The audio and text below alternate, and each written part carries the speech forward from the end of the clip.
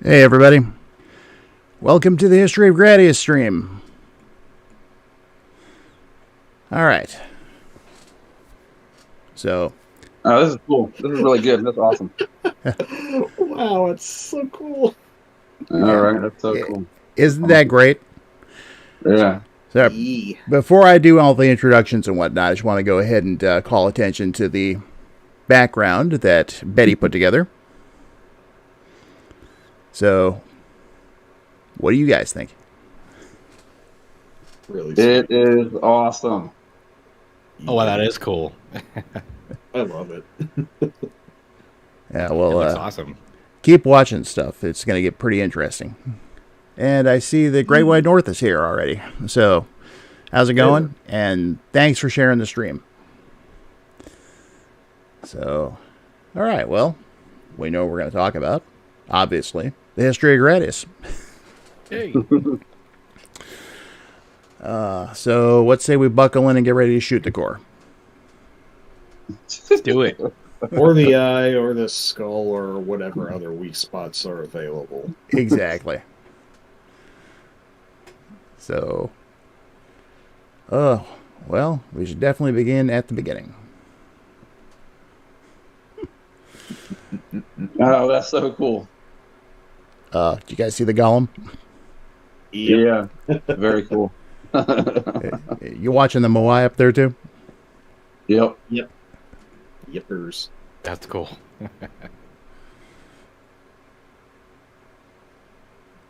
I'm just going to go ahead and just see. I'll give it a minute for people to wander in, and and you'll see another surprise or two as we go along.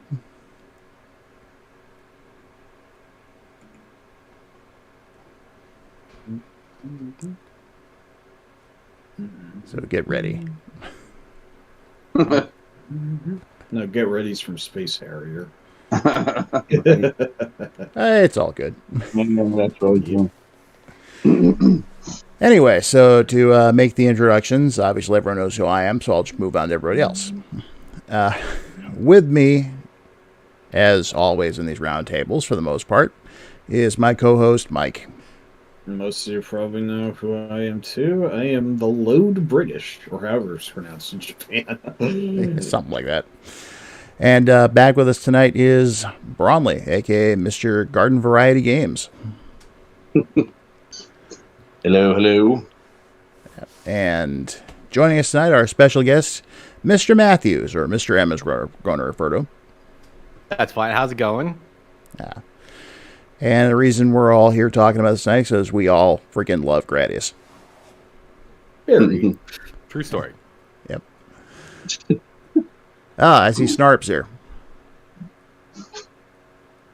And yeah, isn't that great? All right. So neat. So let's see here. Well, I guess the first place to really take a look would be the original Gradius. You know. Yes, the godfather of shmups as we know them, arguably. Maybe that's not giving Xevious enough credit, but and this one did a lot to modernize the genre for its time.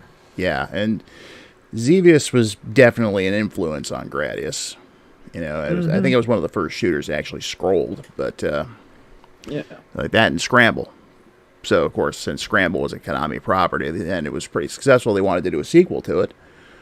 And, you know, about halfway through, they decided to change directions and make something completely brand new. And, well, we all know what that led to.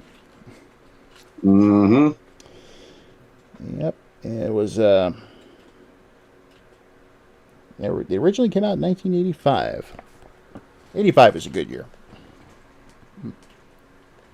Now, I don't know about any of you guys, but... Any year before 2023 is a good year. Pretty much. Well, any year before the turn of the millennium's a good year, as that's before. Yeah. I'm fine with that. But but just to go into a little bit about the original Gradius, you know, obviously it's set the standard for the series. introduced a lot of the core concepts. You had like the Moai showed up for the very first time and introduced the power-up system, and also, of course, the threat of the Bacterians. Yeah. It is amazing how much that the original Gradius. Hang on. Let me cut the question here. Do we want to say Gradius or Gradius? Because I've heard both ways. Konami can't even figure out how to pronounce it themselves. Oh, all right. So either's good. Okay. Yeah, I've always called it Gradius.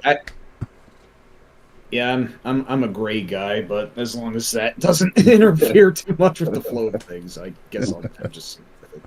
Anyway, as I was saying, I find it really impressive at how much Konami had laid out for the original Gradius out the gate, and how technically little the formula has veered off course over the years. That you get a first installment that gets so many things right the first time around that the rest of the games that come out are just built upon its bedrock.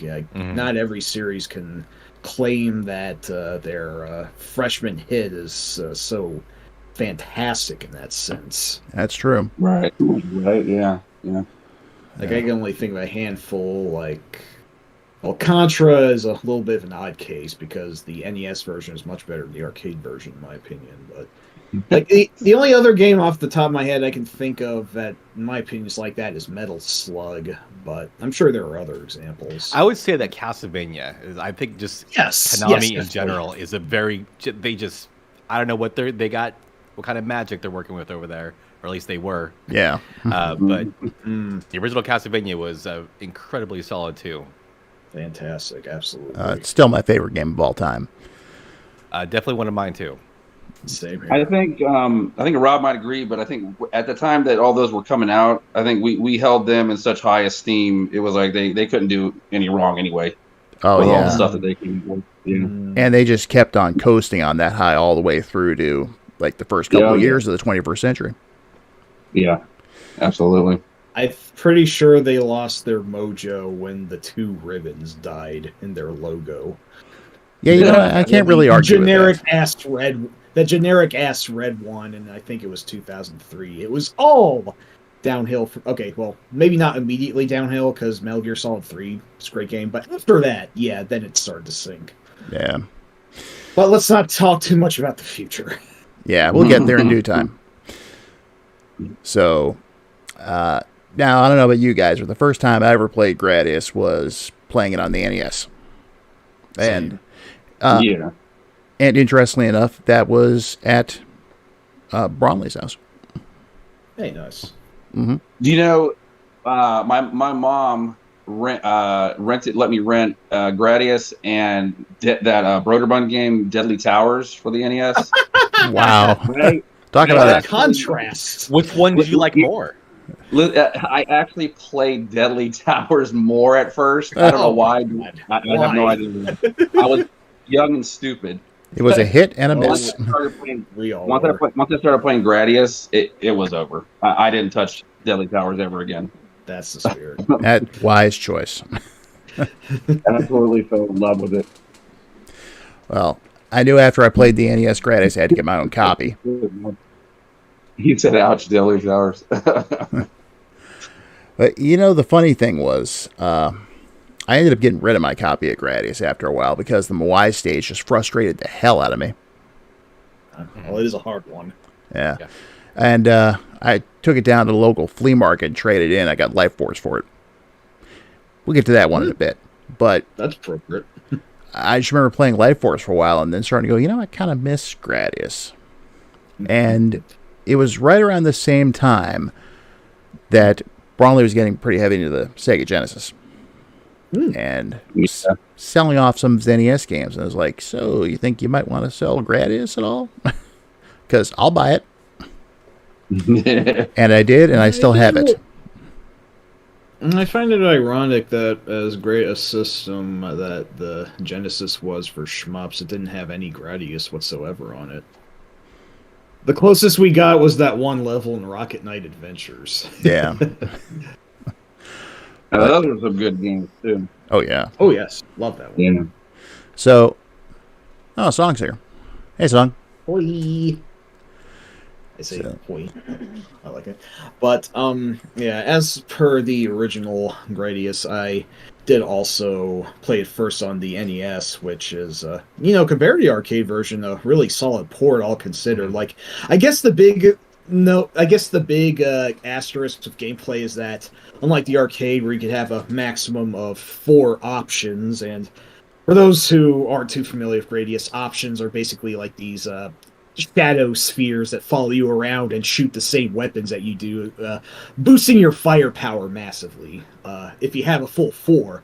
But only in the arcade you could have a full 4 in the original. In the NES port, it was downgraded to 2 max options. That, I don't know, maybe that was a sprite limit memory sort of issue for all I know, but it didn't really seem to matter too much. I think the difficulty was quite lowered, to be fair, on the NES version, and I almost want to say that due to the difficulty being easier and maybe some dumb old nostalgia also, that I actually do kind of prefer the NES version of this game, because I'm watching footage of the arcade version right now, and the Moais were not this vicious on the NES. No, they were not. What about you, Mr. M? What was your first experience with Gradius? Well, I kind of came in sideways into the Gradius series with Life Force, which obviously we're not talking about yet. Mm-hmm.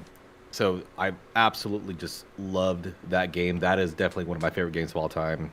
And then after that, I kind of realized that I had Gradius in my collection, so I was kind of playing that. But after I was sort of used to Life Force, I thought Gradius was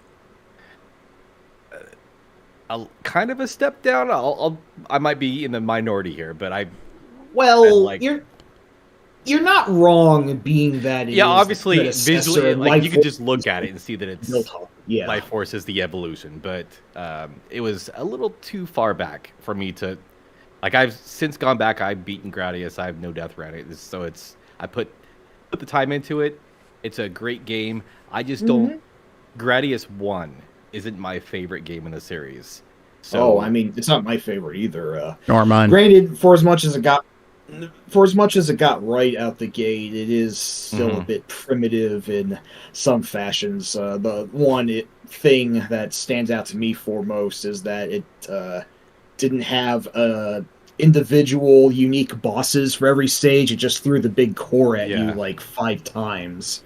Only stage 6 had a unique boss, unless you're willing to count jellyfish boss. Yeah, the amoeba thingy. Yeah. Unless you're willing to count the brain at the end of the final stage as a boss, which I personally do not. But it's barely a boss.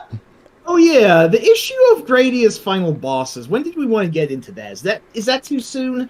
Well, since we're discussing the original Gradius, and that was a really barely a boss, we might as well just talk about it now. Yeah, very curious series tradition. I'm not normally fond of anti-climax bosses, but I don't know. In the Gradius series, I never really minded it all that much. As Rob and I have discussed in the past, it feels like the gauntlet you invariably get put through in the final stage is enough of a rough challenge itself that, like, the anticlimactic finale is essentially a post-final boss to cool down after whatever the hell it is you've just been through. So. And just to address something I just saw in the chat, Grey White North, that's actually the skull there is from Gradius 2 on the Famicom. Oh, hey, a word.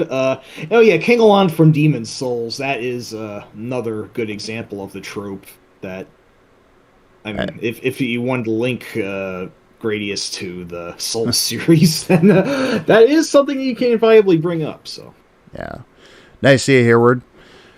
And I have absolutely no knowledge whatsoever of the Souls games, so let's keep talking about Gradius. Yeah. Let's see. you know, I think in terms of the last boss, you're gonna die from that door that closes right before the giant brain. Then the door is the last boss. Yeah, basically. I'm yes. sure. I'm sure we all eat shit to it at least once. So That's killed me. But let's see. Now, I'm not sure who's here who's not familiar with Gradius, but if you look at the screen every so often, you see these little capsules appear, like they are right now. And the red ones, when you pick them up, they increase your power unit by 1. The first snarb. Yes, I just saw that. Hello, Brandon. Oh man. Welcome to the stream. Yes. Right. Weklum. So you usually have a power bar on the bottom. It'll say speed up, missile, double, laser option, and then a question mark, which is the force field. Mm-hmm. So every time you pick up a red capsule, it advances 1 more. So you can actually use that to customize your ship's weapons. And that was a unique thing at the time that I don't think it had ever been done before that. Yeah, not too many games outside of the Gradius series actually did that either. For the most part, it was pretty unique to this series in particular. And certainly it is a double-edged sword because that you're allowed to, if you just hold out a little longer, get the power-ups you want a bit sooner if you don't immediately spend them on the lower end things like the speed up and the missiles, then you could potentially get options sooner. But at the same time, that it takes as many capsules as it does to get to the laser and the options and whatnot, it does take at least some time to get back up to the amount of power that you might have been before you died. So the Gradius series has picked up. Yes, exactly. The Gradius series has picked up some infamy for being very notorious series to have to continue in. Some people think it's better to not die throughout the entire game to remain a floating ship of total death. But then you just like eat shit to stray suicide bullet from an enemy and back to 0 you go, friend. Mm-hmm. Yeah, it's kind of like most of the Gradius games for me have been like NDR or bust. Because especially with the some of the games actually have very unfair checkpoint systems where it I don't think all the games do this, but they just start you in the middle of the stage. And even if you game over and you are continuing, it's still restarting you right there. So you're missing the power up sequence that starts every stage. So it's like once you die, then you, unless you got godlike skills, which I don't possess. You might as well just reset the system, start the game over fresh. Yeah, in a lot of cases that's true. And something Until else, we found the Konami code. there is that, yes. But depending on the game, yes. I mean, there's some games that'll trick you and blow you up if you try it. Yep. You better believe it. But yeah, another unique thing about Gradius is the fact that in between every stage is an open air stage, like, and it's just basically waves of enemies coming out. You can just pick them off, pick up the capsules, power up, and then you get thrown into the stage, and you'd better be pretty well armed by that point. Speaking of capsules, you see the blue one up there. If you pick that one up, it's just basically a smart bomb. Wipes out all the popcorn enemies on the screen. Mm-hmm. So it's saved my butt on numerous occasions. Same. So, another question for everybody. When was the first time you ever played the arcade game? I mean, me, I was going to say, I didn't get to play it until it actually made it home on the Gradius Deluxe Pack for the PlayStation. Which, of course, was a Japanese. Yeah, it would have been just recently, honestly, when Konami was doing their... I think the compilation they have for this generation, I think, where it's Scramble and Haunted Mansion, or not, Haunted Castle, sorry, and Gradius is there. Yeah, that's that. I think that's the first time I played the original. Yeah, that is a beast. It will slaughter you. What about you, Mike? Yeah, I thought I was familiar enough with the NES game that I could just kind of fly through the arcade game. No, No. not at all. Nope. I don't think I ever played the arcade version. Really? You didn't play it when I had the deluxe pack? On your, what was that? What did that come on? PlayStation. Well, I mean in the actual arcade. Oh, I've never seen an actual Gradius cab. So The only Gradius in the arcade I've ever seen is the Play Choice 10 when they ported that up out there. Yeah. Yeah. Yeah. Along with the Goonies, which never actually came out to the West outside of that. Yeah. Yep. I remember that. All right, Mike, what about you? I genuinely do not remember when I first played the arcade version. The only possible reasoning the only guess I have is that I probably did so via emulation with the MAME emulator, which I'm sure is frowned upon by some purists, but I played a lot of crap that never came to consoles because of it, so shut it. Exactly. But, yeah, I think a quirk with at least the first arcade game is that the enemies get a lot more vicious depending on how many power-ups you have active. It's got a, what do you call it, adaptive or reflexive difficulty or whatever. Am I the only one who's seen that? Or is that like a regional thing? I don't know. Maybe I'm hallucinating. Are you talking about like how Xanac has that quote-unquote AI system? Yes. It's a lot like that. When you have a full 4 options in the shield, there are a lot more bullets on the screen. At least that's what I think I remember from what I noticed.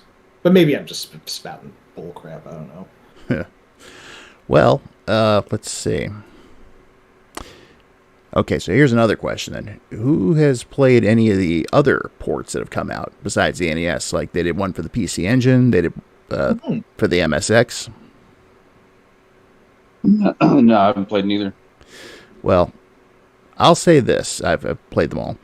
The MSX port, it's not a good way to play Gradius. I mean, it's there, everything's there, but oh my god, that scrolling is so choppy. And I think that's I would imagine. Yeah, that's a hardware issue with the MSX, I think, though. And yeah, I guess they smoothed it out by the time Space Manbo was made, but well, that was on the MSX too, so yeah, it was a step up. That's right. But the PC Engine game, on the other hand, that is really nice, also very hard, and has an extra stage. Yeah, the desert level. Impression of the first stage in Gradius 3, but it's way too soon. I do like the PC Engine version quite a bit, but it does seem even harder than like even the arcade version to me. I don't know. Maybe I just suck. But well, to actually kind of correct you on that, Mike, the desert stage you're thinking of, that didn't come up until Gradius 2. The one in the original Gradius for the PC Engine was actually like some kind of space dinosaur graveyard or something like that.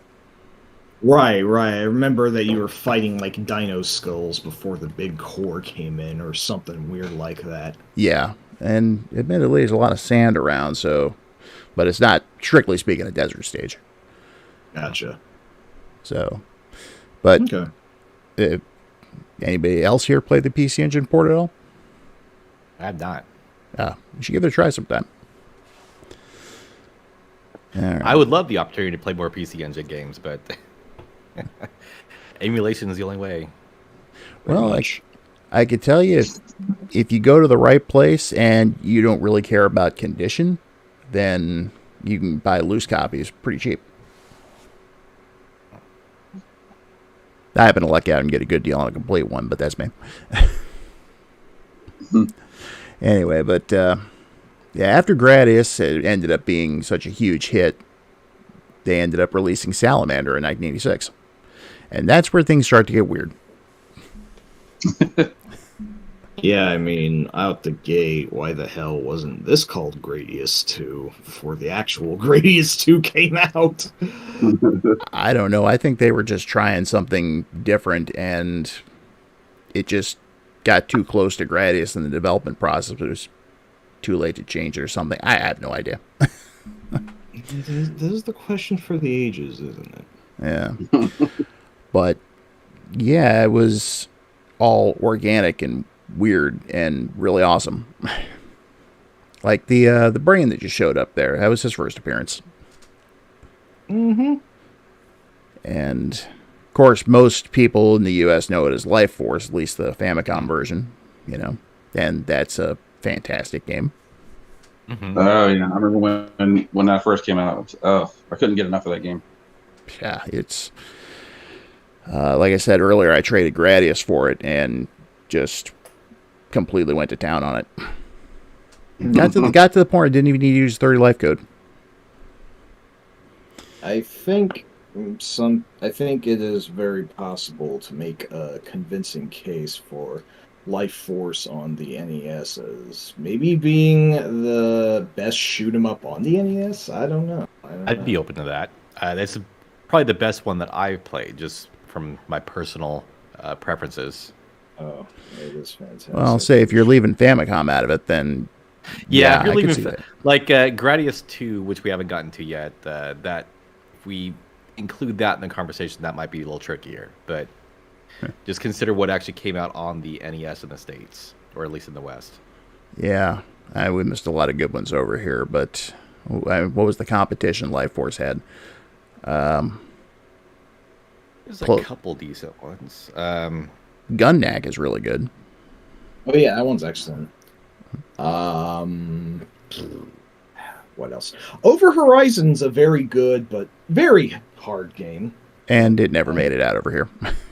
Yeah, that's another good point. Yeah.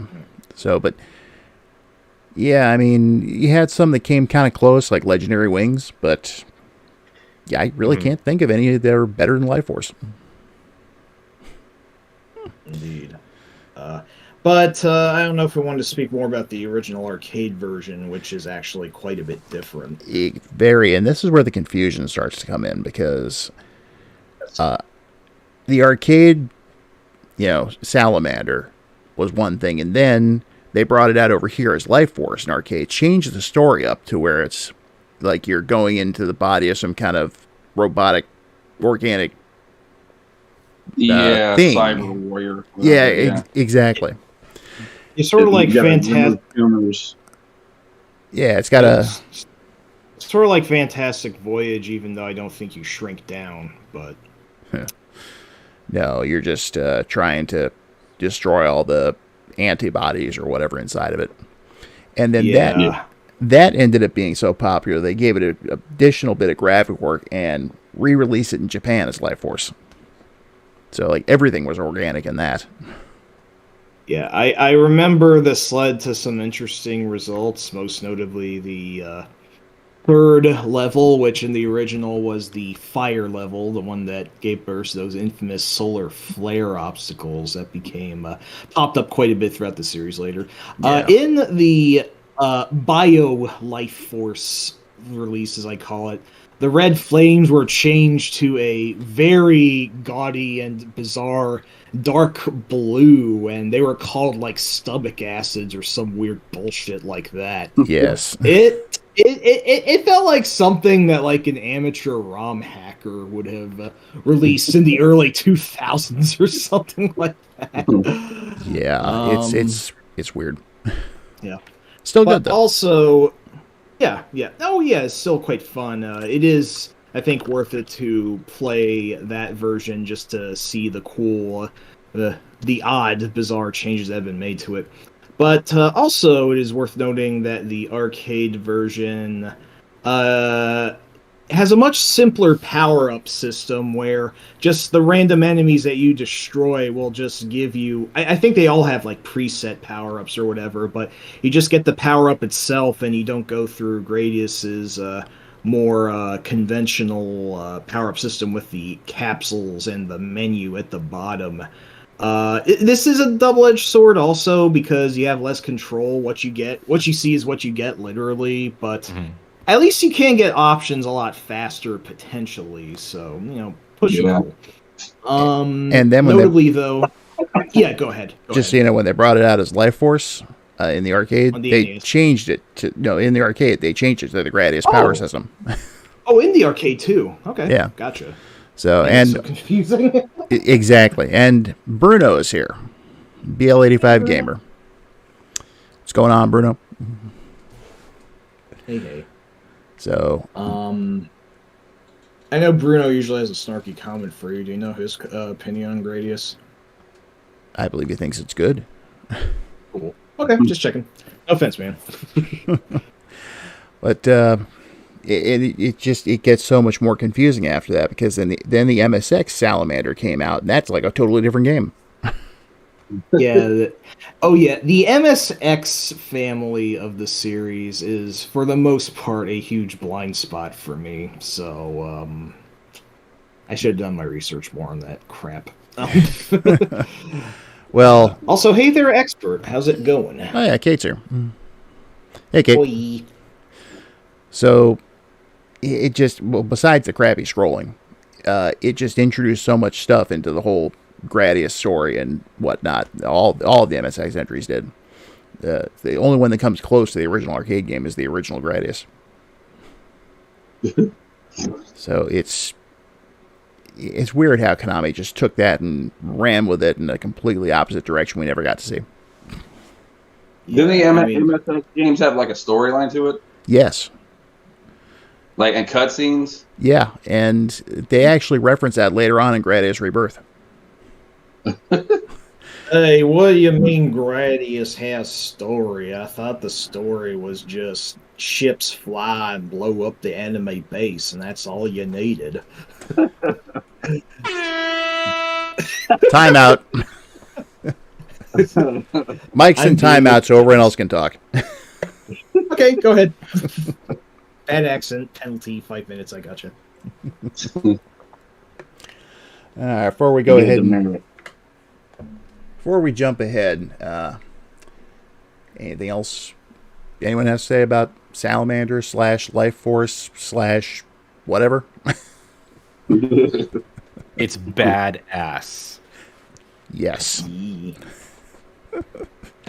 I do, of course, prefer the NES / Famicom version, if not just for the fact that it took the two blandest levels from the arcade version and replaced them both with two substantially more colorful levels. They also rearranged the level order a bit also. What was Stage 4 in the original became Stage 2 in the NES, and then the original Stage 2, which was just a bunch of meteors in space, was changed to another more organic level that I think had Giga the Skull as the boss at the end. See? And then the horizontal level that was just the same thing, basically just a bunch of meteors in space, was changed into a level that for some reason gets Egyptian, and then the boss is a floating King Tut mask. I don't know why this giant organism swallowed that, what the hell that's doing there, but don't question it. It is what it is. Egyptian motifs were in a lot of video games around this time for some reason. So I think we could just sum up Salamander / Life Force as confusing as hell, but awesome. Yeah, absolutely. Agreed. And then there's the game we didn't get in the US until the PlayStation Portable came out, Gradius 2. Yeah, like, wow. How did we not get that for so long? And there were so many opportunities. Exactly. It's like, okay. Well, what do you have a guess as to why it didn't? Like, what would you theorize? Well, Is that Americans weren't into shooters, or well, Life Force was already close enough? I don't know. As far as the Famicom version, 2 has custom chips and it uses like the RC6 chip, so Konami couldn't duplicate that with the chips Nintendo made them use. I mean, they had to dumb down Castlevania 3, music-wise especially. That sucks. Yeah. And so it was just a matter of, like, well, we can't replicate this and we can't really dumb it down because it relies too much on these really cool graphic effects and, like, almost really clear voices, so let's just not bring it over. That's my guess, anyway. Oh. The arcade game, I've never seen a single Gradius game in the arcades, so... Neither I. Well, Well, except for Solar Assault. Yeah, I didn't make that out. What'd you say? I said except for you saw Solar Assault. That's the lone exception. Of course, we'll get to that in a bit. Yeah. You bastards. I'm jelly, but again, we'll get there when we get there. Yeah. And let's see. Other than that, there was the closest we got to getting that out here. And Bruno brings up a good point. Yes, same thing with Crisis Force. Oh, yeah. Except that one might have been, besides the fact that it was so graphic intense, it was also really close to the end of the NES, so Konami was probably just like, nah, don't bother. Yeah. Right. And Kate does bring up what I was about to address. Yes. It did. And it was this close to coming out in the U.S. for the Turbo Duo. Oh, the PC engine. I think all the problems happened with TTI and all that. I know. Huh? Well, what happened was after the Turbo was kind of stomped by the Genesis and the Super NES, NEC turned it over to a company called Turbo Technologies Incorporated, TTI. And yeah, I remember that. Yeah, I know they were actually offering copies of Dracula X via mail order, just the PC Engine disc. But I don't remember if Gradius 2 was ever one of the ones they offered. I never saw it if they did. But I'm just thinking that for whatever reason, it just got canned. Man, that is bogus. Gradius 2 is like it. As much as the first game was the blueprint for the series going forward, 2 was the super blueprint, let's call it. I can't. It's the Mega Man 2 to Gradius Mega Man 1. That's a really good comparison, Mr. M. Absolutely. It gave us multiple setups with new weapons like the ripple laser and the photon torpedoes and what have you. It had a lot more boss variety, of course, like that really neat phoenix that you've seen, the giant eyeball, the crystal core, the boss rush raid weapons. Yep. The ridiculously bullshit gun wall before the giant multi-legged or whatever thing before the anticlimactic boss. As much as I love Gradius 2 style, it is also very heinous.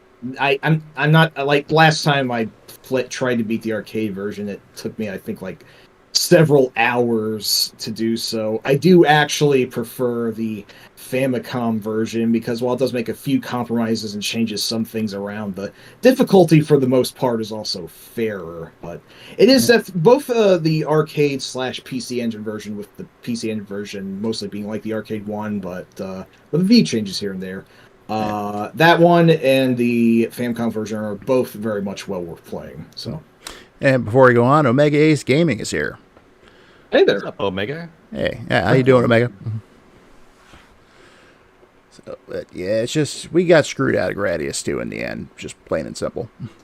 Yeah, we did eventually get it, like you said, on the fantastic, if I do say so, Gradius collection on the PSP. But it's like by then it was the mid 2000s, and while Gradius hadn't quite died out yet, it was shooters as a whole was not a particularly it was noteworthy time in the mainstream for them. So. It was a dark time for the shooter. So yeah, but or the space shooter, the bro shooter. On the other hand, I'm not going to get into that tonight. No, don't. I won't. But I will say this, though. My own personal experience with Gradius 2, and Braunle was there for this. There was this... Damn it, Kate! Oh! Now, watch it there, Kate. I was going to say, there was this game store that opened up in one of the towns over from where we were living at the time. And we stopped in there one day when it was open. It was the two of us plus our friend Steve. And we're looking around, pretty cool place, couple arcade machines, and I happened to notice all these boxes hanging from the ceiling. And it's like, what the hell are the... Yeah. I took a look. It's like, these are Famicom boxes. So I'm just immediately absorbed by all this while Braunle and Steve are off playing some version of Street Fighter 2 where you could just change characters by pressing a button, like in mid-game. And I get over towards one of the corners, and I see this little silver box hanging from the ceiling. And I look up, and it's Gradius 2. And then the owner comes out, and he's like, "Yeah, hi guys, how's it going?" And I was like, "Yeah, I got a question for you. Are you selling any of these games hanging up here?" And he just kind of looks at me. He's like, "You mean you want to buy one?" Yeah. I didn't think anyone would want to buy any of these. I was just put them up as decoration, but yeah. So I remember I kind of nudged you at that point, and it's like, "Dude, check it out. Gradius 2 box is hanging up there." Yep. And then he goes in the back and brings out this tub full of Famicom games. Yeah. And I'm expecting I'm going to pay like $50 for this or whatever, And so I look around, and I was like, well, maybe I can afford it. So I definitely want that one. And this game looks like Castlevania over here. It looks pretty good too. Holy Diver, I think it's called. Yeah. And he's like, all right, so you want these 2 games, and you're going to need a converter running your Nintendo. So he pulls out one of those old Honeybee converters. And so he's like, all right, for all this, that's going to be $20. Nice. Like, sold, sir. We ended up going to that place a lot after that. You would not see that today. Ever. Not a snowball's chance in hell. Sign. Yeah. I remember, I think you bought, Dragon Spirit or something while we were there. Did I? I don't remember. I think so. I remember the stuff you came with, but I don't recall ever getting anything. I probably did. Yeah, it came in the little hard shell box, like the Namco hard cases. So yeah. But yeah, that was my own story with Gradius too, because after I got it home and actually, it worked on my Nintendo, so that was great, and I just played the hell out of that. So let's go back a little ways here, though, since we know we got screwed out of Gradius 2. We didn't exactly get screwed out of the next one, but just like the other games. Matthews and Braunle, I think I keep talking over you. Do you guys want to say anything more about Gradius 2 first? No, not really. Fine. It was the first Famicom game I imported. That's my noteworthy story for it. So nice. That's still pretty noteworthy. So yeah, that's kind of like me. That was the first Famicom game I ever bought. Nice. So, but yeah, if you guys feel like you got something to say, by all means, speak up. Yeah, no problem. All right. Yeah, don't let me drown you out. Rob's got the gong just in case. So. Or the air horn, as it were. Yeah, that's probably even easier to play. So. Yep. And believe me, I am not afraid to use it. You're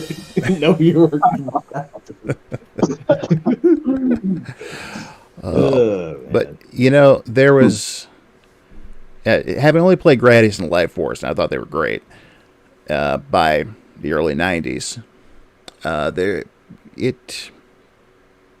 And this may not come as a shock to you, but it was also because of Braunle that I learned about what became my favorite Gradius game of all time. And that was Gradius 3. Specifically the Super NES game, because I don't think we ever got the arcade game over here, and if I played that, I probably would end up hating it. Yeah. That's an interesting tale of 2 games, practically, but go on. Yes. But I remember, and I actually have written about this before, it's the story made it into Memoirs of a Virtual Caveman, just like everything else I've said about Gradius here so far. But this was, 91, Super NES had launched. Braunle had it, I didn't. So, of course, he's getting games for it and whatnot. And then, of course, we're waiting for, Castlevania 4 is coming out, and seeing ads for, Gradius 3. One of 4 games. Ouch. Super NES, yes. Thank you for elaborating on that, Kate. That is more accurate. No, I'm just kidding.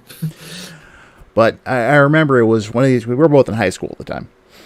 And it's one of those days where I think you had band practice, and I didn't want to stick around, so I just, topped the old cheese wagon home. And a couple hours later, you call me up, and you're like, you should have waited, man. I'm like, what do you mean? Yeah.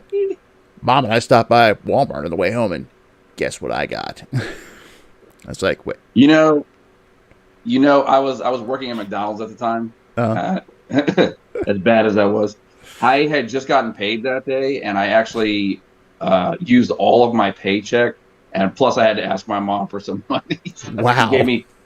She gave me the remaining. It was just a few bucks. The remaining amount to actually get it. So that was a really exciting day. I'll say, because I remember I could hear something playing in the background over the phone, but I wasn't sure what it was, and then it just clicked, and it's like Gradius 3. Yep. Yeah. Mm-hmm. And we managed to work it out with our parents. I was able to go over your place, have dinner with you, and then we could check out the game. And I remember just walking into your room, TV's on, you turn on the console, and that white grid came up. And I'm just like, is that supposed to do that? And you're like, just hang on. Yeah. And, then everything lit up, the music started playing, Vic Viper comes down, and it's just like, I am not seeing this. This is, oh my God. I know, yeah. And then when you actually... No, I was going to say, anytime anything came out back then, it's like, it was always jaw-dropping moments. Yes. Well, do you remember actually, like, before the Super NES was actually released, how Babbage's would show those preview tapes on their TVs? Yeah. Because I remember one time they were showing Gradius 3, and of course we're just staring at it. And it was one of those, it was like mounted from the ceiling, and all you had to do was like walk inside the door and go behind the window there. Right. Yep, and you went there just to try and hear the music. Yeah. I had to. I was like, what? But yeah, that was great. And that ended up being one of the first games I bought when I got my Super NES, obviously. Mm-hmm. So, along with Castlevania 4 and Contra 3. So, but so that said, Mr. M, you have any experiences with Gradius 3 you want to talk about at all? Absolutely. I mean, I did Gradius 3. I think was before I think I played Gradius 3 before I played the original Gradius on the NES, and probably also Gradius 2 in Life Force. So I guess I'm just walking back what I said earlier, that Life Force was my first entry to the series, because I don't know if it was. But I remember, because it was one of the launch games for the SNES, right? Pretty close to it. I remember seeing a lot of pictures of Gradius before the NES actually was launched in Nintendo Power. Yeah. And it was one of those I think actually came out within the first few months of the system launching. Okay, so a very early game at very least. Yeah. So it's just, even as simple as shooters were compared to ActRaiser, which was also being shown, it just still beautiful graphics. I was just captured, especially I think they were really showing probably the bubble stage. That's probably the most impressive stage to show in screenshots. Mm-hmm. But I do love that game. I don't love it. It might actually be one of my favorite games of the series, actually. Yeah, if else, the soundtrack. Oh yes, the soundtrack. Yeah, that was amazing. For that time, it was so amazing. Yep. Yes. And before we go on, hello Sharon. I see that you're here. So, but yeah, that arcade game. Yeah, the arcade game. We should talk about. I tried that. to like that, but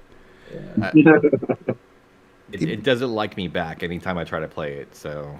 Oh, it's not just you; it hates everybody. Yeah. It is a misanthropic bastard of a game. Yeah. But if before we get into that, unless you have anything else to add, Mr. M. I don't. Mike, Gradius 3 on the Super NES? Yeah, I can't recall if that was actually my first brush with Gradius, but I did grow up playing the NES port of the first, so I don't know if they were roughly around the same time that I remember them, but I just remember always having this game for some reason. It's probably one that my brother picked up on behalf when I got the SNES. I don't know where it came from. I just know that I always had it and have grown up with it and have loved it hence. And I still find it a very fun game, even if some people complain about the slowdown inherent with it. Present though it may be, I personally rely on the slowdown as an unintended power-up to help me weave through the curtains of bullets that you will definitely advance. Yeah. Of course, if you want to try Gradius 3 with without the slowdown, there are patches now that you can actually patch the ROM of the game with and play it at full speed if you're crazy. I did. I got obliterated by it. And in fact, funny thing, back when I was much younger, I had a lot of trouble with the third boss, the I don't know, Big Core MK3 or whatever, the one that does what I call the diamond laser trap. Yes. And yeah, I just couldn't get past those diamond lasers back then until I just A, got better, and B, picked up on the Reduce as my favorite shield. Oh yeah. We almost forgot to mention the power-up edit mode, which offers you quite a few options different from the default options, which was really neat. Oh yeah, the edit mode is great. Yeah, once again, especially there's this one specific configuration. I think it's like twin lasers, formation options, Reduce, that I really picked up on, that I read in FAQ once, and I pretty much go with that most of the time now because it's very effective. But yeah, so I eventually got much better at beating Mr. Diamond Laser until I tried the SA1 hack, where which actually speeds up the game to run at 100% speed no matter what. And then Mr. Diamond Laser killed me all over again, and I kind of had like a little relapse, like, oh no, I'm a kid again, I suck at this, and then I think I gave up. But really cool hack, but I admit I'm a lightweight and I don't think I can play without the slowdown, so oh well. Well, before we get into the seething pile of hatred and rage as the arcade game, just a couple other things about the Super NES game. Has anyone ever noticed that the last boss calls you an asshole?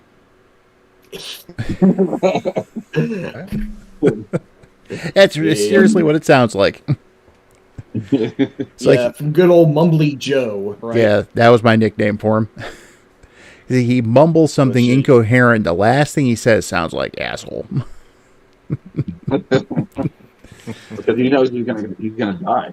Oh yeah, he's just as anticlimactic as the rest of them. And he kind of just, burps out some energy spheres 2 or 3 times and dies. You don't even have to shoot him, I don't think. No, yeah, I don't think you do. Yeah. It's funny because he's like burp, burp, burp, burp. Yeah, not as much of a fight as Gopher Weird Name put up in the Famicom version of Gradius 2, but it is what it is. Yeah, that for a change was actually a little difficult. But yeah, if you're not powered up, too bad. It can be, but yeah, absolutely. Also, specifically regarding the soundtrack, the music to the final stage in that game is a completely original piece of music for that game, and it's probably one of my favorite video game themes ever. It's really fucking cool. I think it's called Uncharted Territory. Dramatic. Yeah. It's a good one, yeah. So, but then again, there isn't a bad one in any Gradius game ever. Well, okay, maybe the sacrilege to say that maybe the original boss theme in the original Gradius might be a little bit grating for a few, but I'm used to it. Yeah. But now we can talk about the arcade game that hates everybody and wants us all dead. Feelings mutual, pal. Hey, Mazen's here, and he's waiting on a history that's just never going to happen. No, like he's not even going to play the game. Why do you think we'll even get a history? Because it sucks. That's why. Yep. Anyway, no, the arcade Gradius 3 is just like, you put a quarter in and you are going to die. Just don't even bother to put the quarter in. Just walk away. Of course, that's if you can find an actual arcade cab and not have to go to Japan to find it. I know my first experience with the arcade game was on the Gradius 3 and 4 pack for the PlayStation 2. Same. Yeah, that at least... Yes. Same way I played it, too. Yeah, that at least has a couple of options where you can, tweak the gameplay a little bit, but it's still a merciless bastard.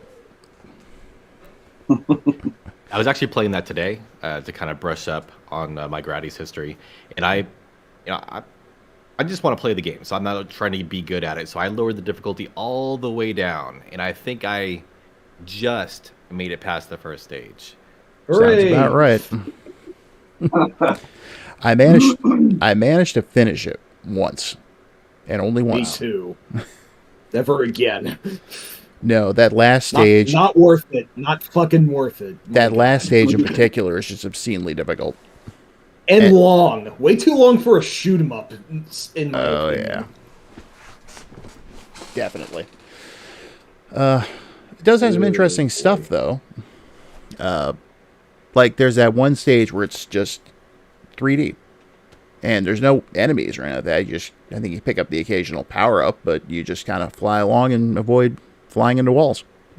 Yeah, that is really weird. It almost feels like it should be a bonus stage, but if you crash into the walls, you actually do lose a life like normal. So, yeah, I don't know what to call it exactly. Experimental.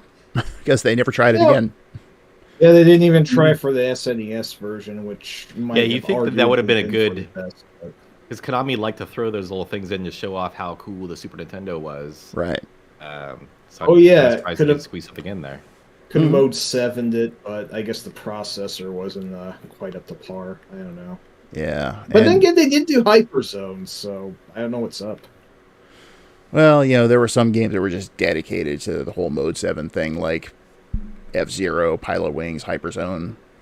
So, and this is just games all considered. And this is just one stage out of an entire game, so. Yeah, that's true. But another thing about the arcade game, most of the bosses were kept intact on the Super NES, but there's a couple that got changed. And I remember seeing early previews in EGM for Gradius 3 where the three-headed dragon boss was there. And of course, when you got the actual game, it was more like a two-headed salamander. So, and let's see. Oh, who likes Tetris? I do. Do you like it when you're trying to fly through giant flying Tetris blocks? Yeah. That was always fun. Flashbacks I'm having practically. My god, that sucks. That sucks even more than the Tetris moment in Castlevania 3 that I hate. Yeah, they're all pretty bad. It's like, what was Konami's fascination with throwing Tetris into their games? And not... I wish you knew. And making it something you have to avoid as opposed to, like, just playing as a bonus thing. Yeah, it's... I couldn't even begin to guess. It's just... Yeah, that... Aside from the last stage, I think that particular one, it's like this crystal stage, and, like, the pieces coming towards you are, like, these big crystalline Tetris blocks. So, that's probably the second hardest stage in the game. In a game that's just unusually hard as it is. Yeah, I mean, the best strategy that I reckoned was to just kind of survive on the way left edge of the screen for a minute or so in and of itself already a tall order, but if you move just right and enough, then the Tetris block, the cubes that already try to destroy you just bunch up, and then all the other ones that fly at you just fly into this cube shield that's somewhat unintentionally formed. It almost feels like a glitch, but at the same time, it really is the only viable way I can think of to survive the rest of that bullshit assault, so... Yeah. It's just... wicked. So, if you do want a good challenge, Mr. M, sit there and work on Gradius 3 Arcade for a while. I don't know if I'm looking for that big of a challenge. Maybe someday, I guess. And working on my memoirs. Yeah. And it's like, yeah, I need to take a break from these things. I guess I'll go get slaughtered. That's the spirit. Yeah. So, I think we basically covered all Gradius 3 that we can, unless anyone has anything else to say about either game. Mm-hmm. All right. Okay, going back to the MSX for a minute. There was a sequel that was Gradius 2 or Nemesis 2, I think is what it was called in Europe. And that was interesting because it was completely unlike any other Gradius game. And it actually ended up getting a port to the Sharp BIC 68000 computer in Japan. And it was renamed Nemesis 90 Kai. And it's the MSX one, not that great, but the X68K version is phenomenal. And really, really difficult. It's like just the graphic update alone was, bringing it almost to arcade levels. It's a shame it never left Japan. Yeah, sadly, I've yet to play it myself, but by all accounts, it looks fantastic. So, Yeah. I mean, I wish we could have gotten something like it, like we got for Castlevania Chronicles, getting the X68 version of that, but That would have been nice. again, shoot 'em ups weren't as popular around the time that that Castlevania Chronicles came out, so it probably wasn't likely that we would have gotten 90 Kai in any form. No. Unfortunately. Yeah. What about you guys? Did either of you ever see the MSX or X68000 game? Not the 90 Kai. I did watch a playthrough of, I think, Nemesis 2 on the MSX. And, it gave me a headache to look at it, but the music was fantastic. Oh, yeah. That was probably the only thing that I really took away with it. It's definitely a Gradius game because it's got that fantastic soundtrack that actually appeared in other games, too. Yeah. I never actually put my hands on it myself. Rob, the convention that we went to not that long ago, didn't they have this playing on one of the setups over there? I don't think they actually had Nemesis 90 Kai playing, but I know they had one of the other ports playing. Yeah, I'm looking up some pictures, and it looks familiar, but I'm not really sure. Yeah, let me check real quick. I've got my pictures right here. And let's see. Here we go. Okay, there's the MSX.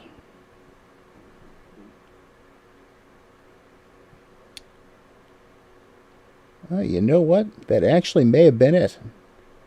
The picture I'm looking at has the like statue heads, Mm-hmm.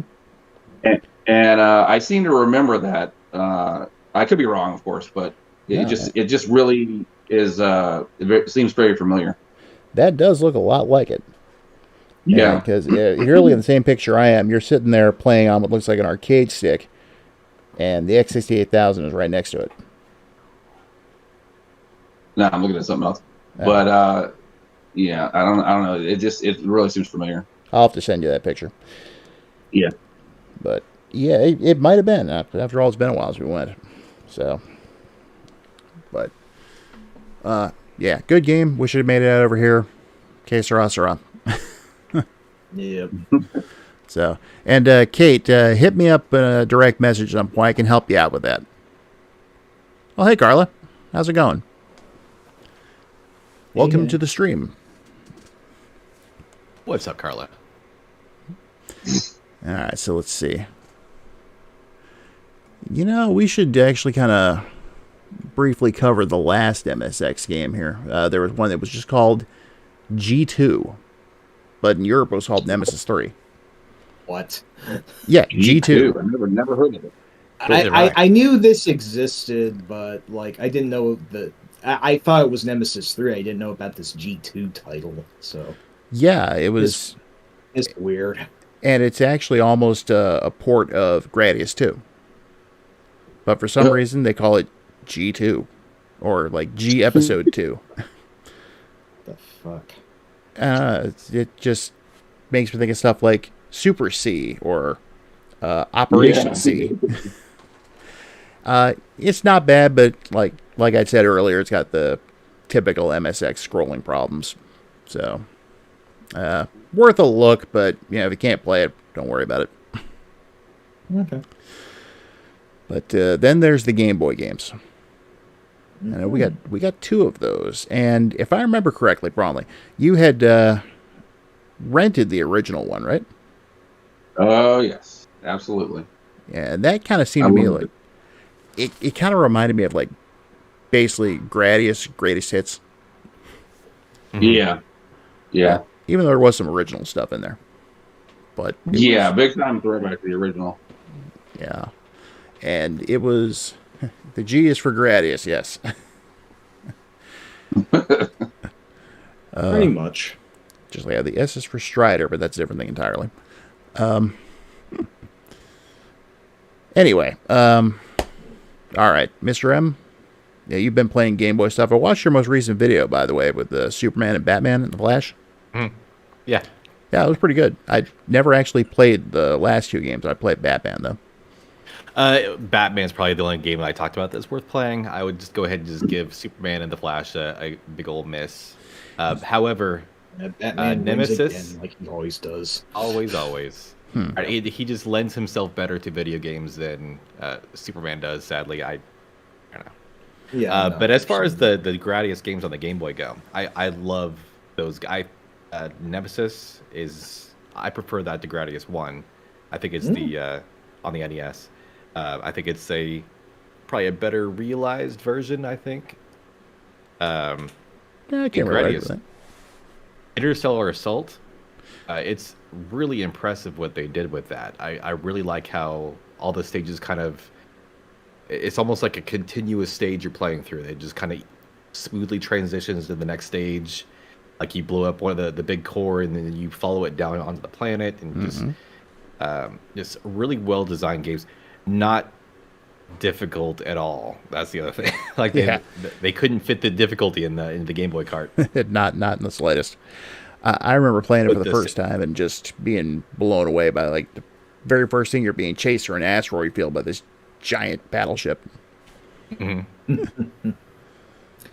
Yeah, Nemesis is quite good as it is. I mean, it does feel like a rather early GB game for sure. Like, as I recall, the ship doesn't really animate much, if at all. Even in other games, it kind of has like lights flashing on it here.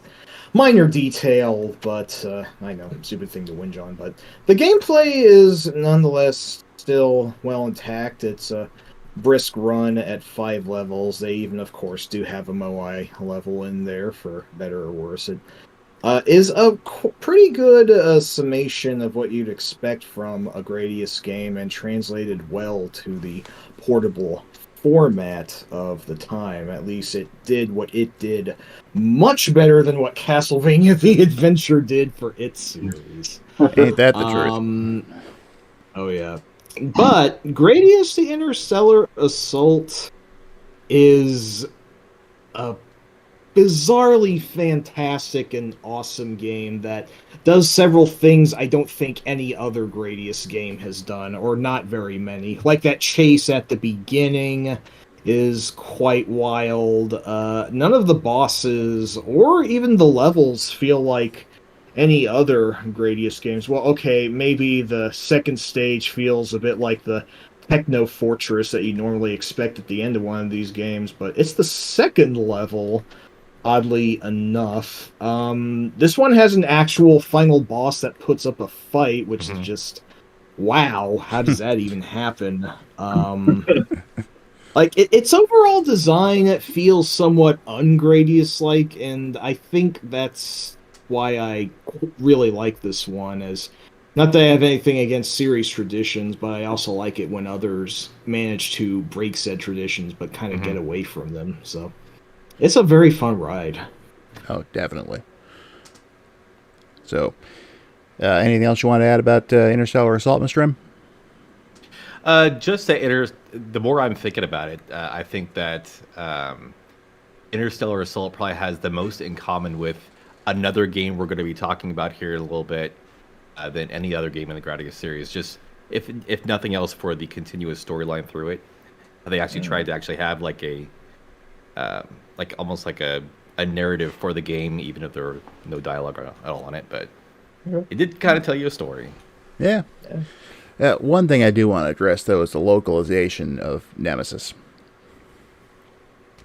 I don't know what Konami, their people who wrote the stories for the instruction manuals in the U.S., I don't know what they were smoking at the time, but they sure did come up with some weird stuff. Like, anyone remember Colonel Vermin Katafi? Yeah, from Metal Gear. That was for Metal Gear. Then Snake's Revenge had Hayarola Kakamani, which was the worst play on Ayatollah Khomeini possible. Like, my God, it was really bad and maybe even a little racist. I don't know. And Nemesis wasn't spared that, because you're apparently an intergalactic space cop trying to go ahead and track down this, crime lord called King Nemesis.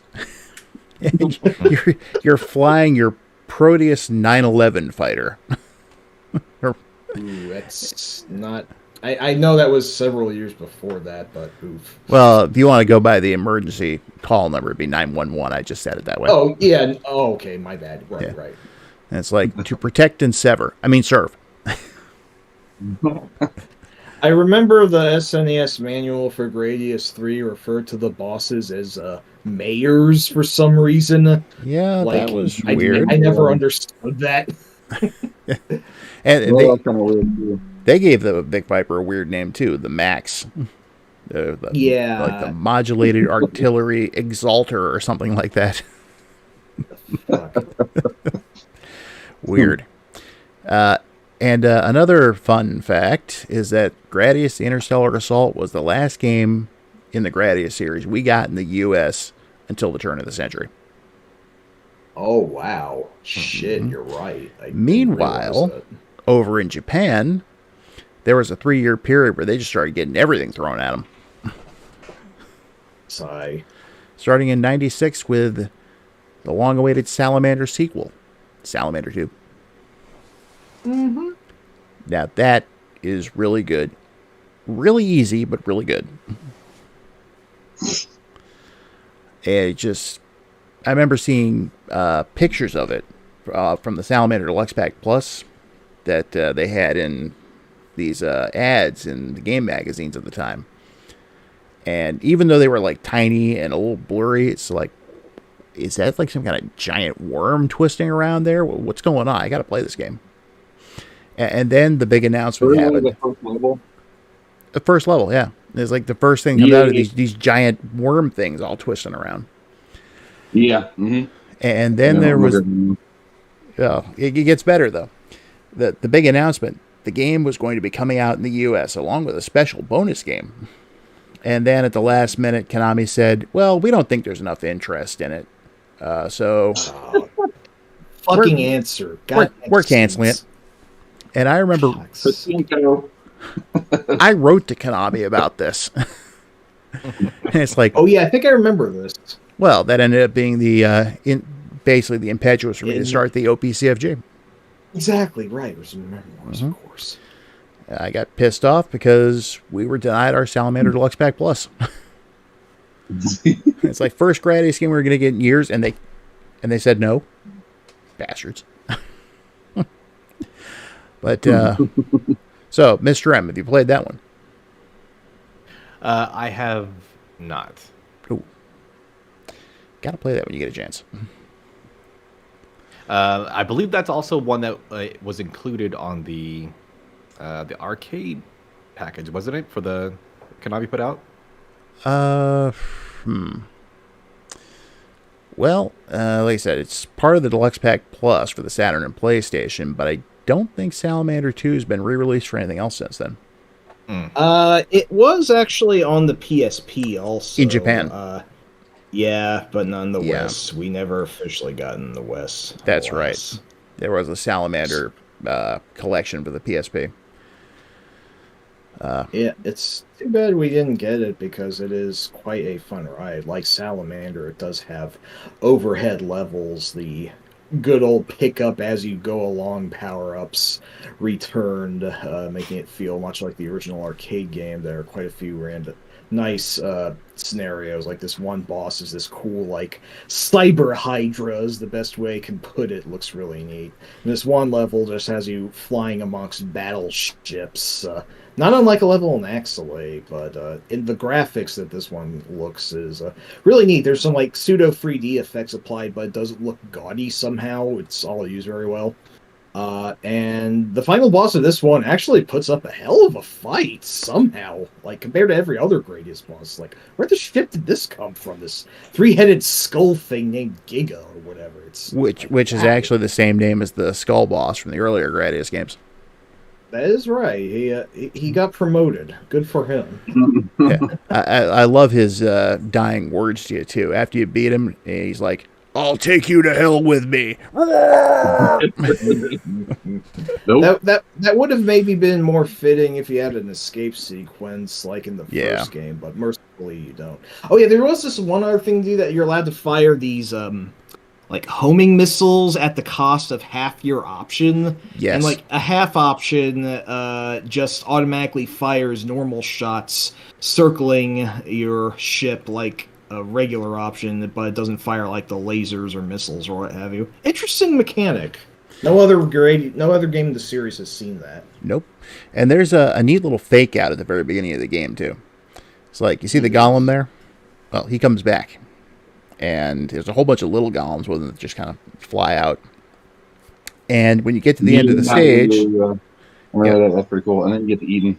Yeah, because he comes out and you start hearing the boss music, and just he starts firing lasers at you, all of a sudden this huge thing comes up from behind him and just eats him. Then you have to kill it. It looks a little goofy, that thing does, but it's like a giant worm or something. Or like that thing that was in the asteroid in Empire Strikes Back, except with multiple eyes. Yeah. So, but yeah, Mr. M, if you get a chance, definitely try that one out. I'll look for it. It might be one that I have on emulation somewhere. Yeah. It seems like I have at least seen that. I don't know if I've actually played it. Oh, definitely give that a shot. You'll blow right through it, but it, like Mike said, it's a hell of a ride. Mm-hmm. And then, just 1 year after that came the game that was going to be packed in with the Deluxe Pack Plus. Oh. Released exclusively for the PlayStation at the time. And it is the reason I had my original PlayStation mod chipped. Gradius Gaiden. Man. Okay. Who here has played Gradius Gaiden? I'll say it outright, it's the best game in the series. I'd actually have to agree with you, even though Gradius 3 is still my favorite. But yeah, for nostalgia's sake. Technically, I think this one's one. Definitely. Now, I know one of the last times I talked to you, Mr. M, you said you hadn't got a chance to play it yet. I haven't. Oh. I'm so it's the only core, I guess you could call it a core through the Gradius series that I haven't played. But it's probably the soundtrack that I listen to the most. So it's one I'd love to actually play, but I just I'm very lazy about emulation. Yeah. So I don't see myself getting around to it that much. Oh man. Well, so it's kind of a heartbreaker that we didn't really get it. We kind of did, I guess. See we did on the PSP eventually. Yeah, that was the Kinda first like time we got released Gradius. here. Yeah, on that Gradius collection, along with Gradius 2, but by then it was a kind of an unknown-ish release in the West for reasons of popularity, so alas. Yeah. And I have to admit that because I knew that was going to be the bonus game with the Deluxe Pack, that was why I was more pissed than anything, because I'd seen the screenshots and stuff in EGM, and it was just like, oh my god, this looks like it did for Gradius what Symphony of the Night did for Castlevania. It exactly is. I completely agree. Like, it's... Oh, man. The graphics and sounds, the sound design is excellent as it is, but, right at the gate, the thing you notice is that this one allows you to select 4 ships, which are the exact ships that we have as our avatars currently. Yep. Rob is the classic Vic Viper. I am the Lord British, or Road British, depending on, which is also the Player 2 ship in the Salamander series. Braunle is the Falcon Beta, and Mr. Matthews is the Jade Knight, those latter 2 ships being completely original for this game, and I'm not sure if they showed up anywhere else in the series. I don't think they did. Actually, the Falchion Beta may have actually come from Falzion for the Famicom Disk System. Ooh, that would explain why it's called that then. Wow. But That was a sort of like Space Harrier-ish 3D shoot 'em up, right? That's right. If that's one thing. Yep. Right. Nice. Decent game. I can't do much with it though. Yeah, I gotcha. But I remember getting that because I'd actually mailed my PlayStation off to be modded to a place in California that did that. They had a special where if you buy 2 import games, they'd mod the system for free. So I'd send it to them. That's so cool. But they required credit cards, which at the time I did not have. So I hit up my dad, and he paid for it. I gave him the money, sent my system off, came back a week later with Salamander Lux Pack and Gradius Gaiden. And that was sometime in, I think, early 98. And I'm pretty sure you were around at the time, Braunle. Because didn't you come over and check those out? When you got your stuff modded, what year are you saying? I'm going to say early 98. I think I was, because I think I got out of the Navy in 96. So I probably was around. Yeah. I distinctly remember you coming over and just your jaw hit the floor when you saw Gradius Gaiden. Yeah, of course. It's accurate. It's deserved. I appreciate how much more kindly this one is in allowing you to catch back up to your original power, to your full power level if you biff it. Because this one does something that no other game in the series does.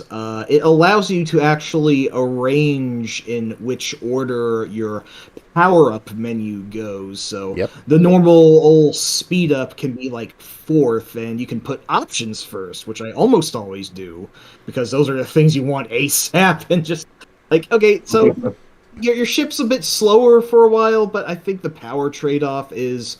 for all areas except for the obligatory speed-up area in the final stage, that is, I think, the better option to go for, as it were. Yeah, I'm a fan of actually doing it like this, because I always have to have at least 1 speed-up, or the ship's just too slow. Yeah. So it'll be like speed-up, force field, missile, option, laser, and then the twin gun or tail gun, because I never use that stupid thing anyway.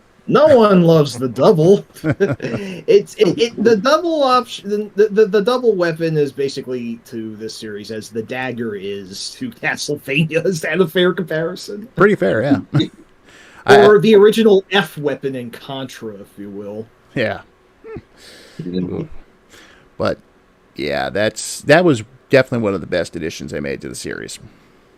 Plus, it's like Salamander. It's a 2-player cooperative. Oh yes, I mean they didn't put those other ships in for, just for your buddy to just gawk at, and it is very fitting that the Lord British comes over from Salamander into this game with, of course, the Ripple laser, as is. Okay, yeah, no, Ward, you're right. The dagger is better in Dracula X because you fire 3 at a time and you have that really cool item crash. So, I mean, I usually go with the cross-arraying anyway when I get it, but the dagger's not bad then. They made it suck much less. Don't forget, it goes a lot faster, too. Oh, yes, definitely. But, yeah, Gradius Gaiden, in addition to the interface being nice and the difficulty being relatively fair, I think, it just has some amazing stages. Like the first stage takes place in this blizzard that looks really neat. It's like a icy counterpart to the desert level in the first Gradius, and fighting the boss, which is a giant ice worm. You see Aurora Borealis at this time of day in this planet in this part of the galaxy. Yeah, never mind. May I say it? Stage, yes, actually. Yep. I love the second stage. It's basically the graveyard of former Gradius bosses. Yeah, the big core drops on you. The crystal core from 2 is still slightly alive, and you have to deal with its tentacle shots as usual. That's really freaking cool. And depending on whether you go higher or lower, you face a different boss in this level, as I recall. I don't remember what one of them was, but one of them was like some sort of little core that grabbed a scrap to shield itself with little tentacles, and then the other one was like the lower half of the infamous Shadow Dancer robot at the end of Gradius 2, except you actually harm it this time.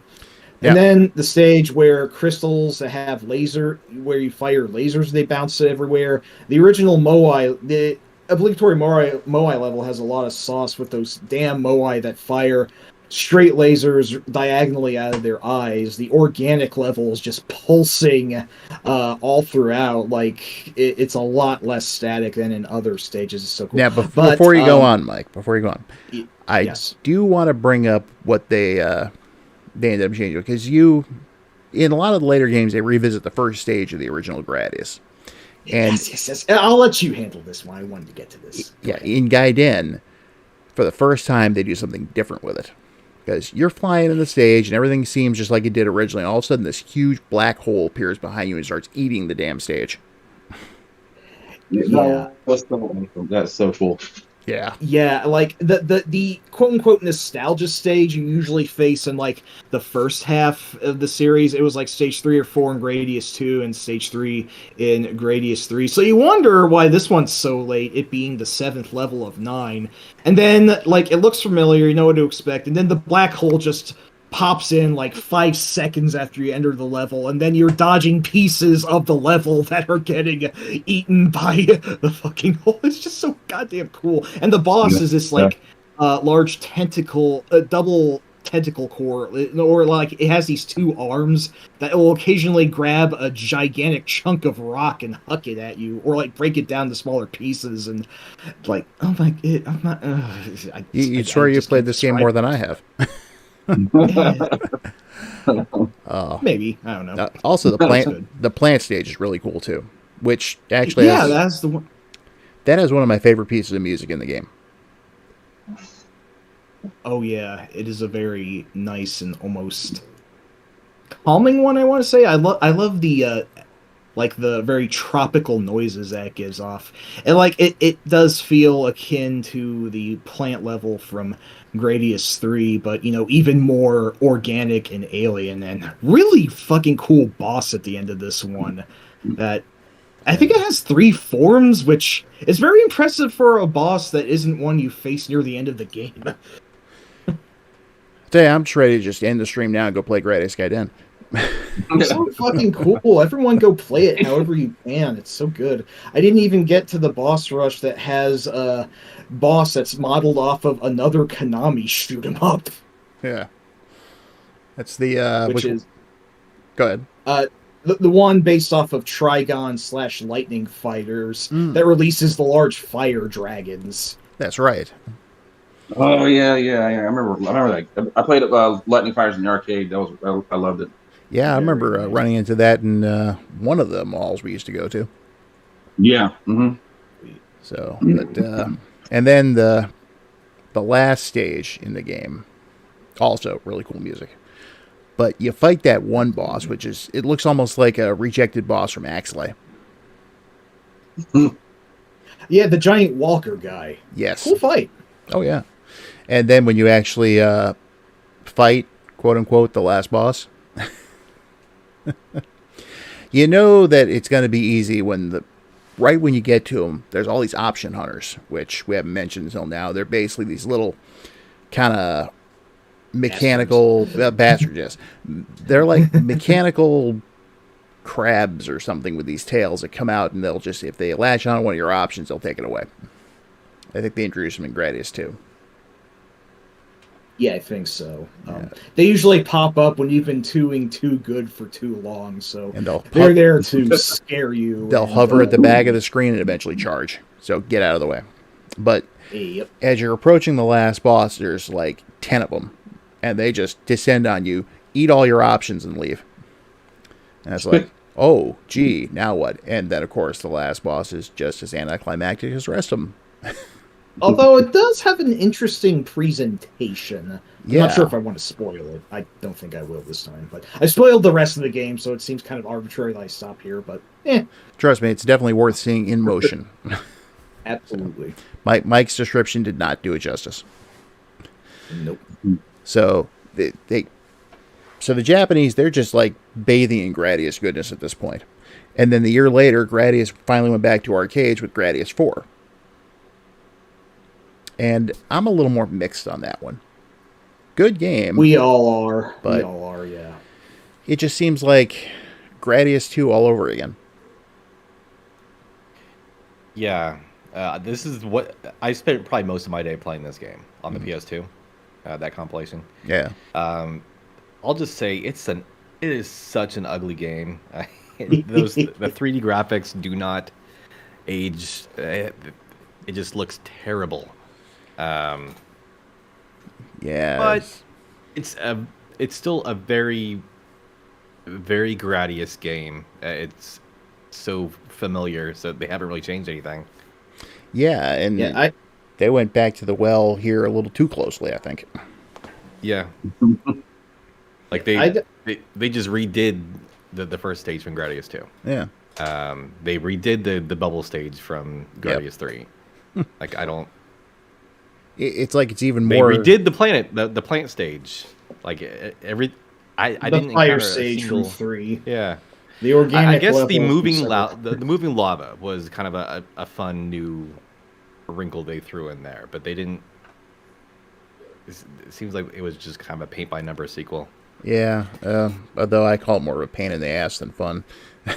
I hate that lava stage. It is probably my most hated level too that I remember, but yeah, overall Gradius 4 is kind of the forgotten step-headed red child of the series, as Strongbad would say. And even Gradius 3 Arcade, for as hated as it is, at least everyone remembers that one because it's infamous. This one is just like kind of there. Exactly. Yeah, it pretty much just is Gradius 2 remix, except the graphics look worse for some reason. Like I don't know how Gradius Gaiden released just a year prior had much better graphics than this one, where it looks kind of chintzy. I don't know if it was like lacking in time or budget or whatever, but Might have been different teams too. that is very possible. Yeah. Something. Yeah, or maybe just like the engine it was working on, they tried to push it to the limit and it didn't quite work. Now, mind, it's not a bad game. It's just No, I don't really have a heck of a lot to say about this one. I mean, it's another Moai level. It's another organic level. It's another boss rush. And I hate to compare it directly to Gradius Gaiden, just simply because this is one that was released after that, but I mean, I don't think that's unfair to hold those two together as contemporaries, and just Gaiden kicks its ass in every tier imaginable. I really cannot think of anything that 4 does that Gaiden did not do better. Maybe I might even say the same for, I don't know what this did better that Gradius 2 already set down, or maybe even Gradius 3 Arcade. I don't know. Maybe I'm being a little unfair, but I mean, the final boss is just Gopher again, so it's just Gradius 2 all over again. I don't know. They were just really lazy with this one. I will say that I do like the second stage, especially the music. And I've always liked how the model for the Vic Viper actually looks in the game. Oh, yeah. But beyond that, it just kind of seems like, well, it's a Gradius game. It's an okay one, and I'm glad we have it. But at the same time, oh well. It's a perfectly cromulent Gradius game. That's what I think is the best thing to say about it. Yeah, Braunle, did you ever play that one? Yeah, I had it. I did own it for a while, and I don't recall. I'm looking at pictures of it right now, and like the whatever level this is with the dragons. Kind of like somebody said that it was ugly. Somebody said it was ugly. It really is ugly. I do remember this being really ugly. And then There's a picture of the final boss. That's my lord. What were they thinking? I don't know, but I think it was the next year that they kind of made up for it a little bit if more people had gotten to play it. But the next year, Solar Assault came out in arcades. Yeah, and that was. I remember playing this. Oh yeah, I remember playing this. But I don't. I guess it was underwhelming for me enough for me to forget about it. Well, it was definitely an interesting experiment. It was the first entirely 3D Gradius. And it even had a unique ship that wasn't in any other game, the Alpinia fighter, which was like this kind of black and gray Vic Viper. And I still can't believe that we actually were able to even play that. That was a total surprise. What had happened is... crazy. Yeah, remember we just decided to go to Disney Quest. It was me, you, and Andre that one night. Yeah. And we paid our money. We went in. We're looking around, and just was a little hallway that connected two parts of it. And in that hallway, they had 2 Solar Assault machines. Yeah. No one was playing them. No one was interested in playing them. So it was like, until we got them. You got one, I got the other. Actually, if I remember correctly, I'm pretty sure I plugged a lot of quarters or tokens into that game. Yeah. Or quarters, whichever. Well, basically, since it was all free play, since we paid our admission fee to get in, you just kept hitting continue. Oh, okay. Yeah. And which gets me to probably, I like the game. I've actually played it since in MAME. That's the only way to play it nowadays. But there is one thing that is absolute bullshit about that game. And because you're flying through it, you get up to the last stage. When you die, you expect to pick up where you left off, just like all the other stages. No, you restart the stage. Yep. So, another jaw dropping one. Man, I remember when we did that, and I'm like, "You got to be kidding me!" Yep. We made it all the way to the end, and we could not beat it. Nope. Oh man. So pissed. I remember when I played the arcade version of eSWAT, and the same thing happened with that. I made it all the way to the end and limited continue. I was like, "You got to be kidding me!" Yeah. Yeah. The original arcade Shinobi did the same thing. Roston like Kaido did the same thing. I don't know what was with this tradition, but it fucking sucked. Yes. The game all the way into the late 90s still observed that shithead practice. It's bad, man. Yeah. Not good. So no, yeah, it's just I can't get it. But Mr. M, you ever see Solar Assault? I haven't. The first I've heard about it is right now. Really? Sounds pretty good though. Yeah, like I said, it's a decent enough game for being the only 3D Gradius game. But the only way to play it nowadays is in MAME, like I said. It never got released for anything else. Kind of like the 3D Xevious game, Solvaloo. Oh, yeah, that was pretty cool. Although, didn't that get an Arcade Archives release recently? I have no idea. I want to say it did. No, Sharon, it was not a demo at Disney. It was the full arcade game. You pay your fee, you went in, you could play everything there as much as you wanted. That's how it worked. So, if you get a chance, pull up a video on YouTube, check it out. Yeah, that's how I've been enjoying Gradius Gaiden. Honestly, if I can't play it, I'll just watch someone competently play through the game, and that's like a movie. So yeah, I'll have to check that out. So I should track down at least a video of Solar Assault. Sadly, I've never seen the game public, and I am jealous at you two for having gotten the opportunity to play it. But at the same time, that thing that the last level does sound very frustrating, and extremely makes me feel a little bit better that you guys didn't get to beat it, which sounds very cruel and spiteful of me. But I'll take the wins that I can get. Mike, sorry, you're in timeout. Fair enough. Continue, sir. All right. So, after that, there was nothing really happened for a year or two. And then the brand new Game Boy Advance got a Gradius game. Gradius Galaxies. Yeah, I had that too.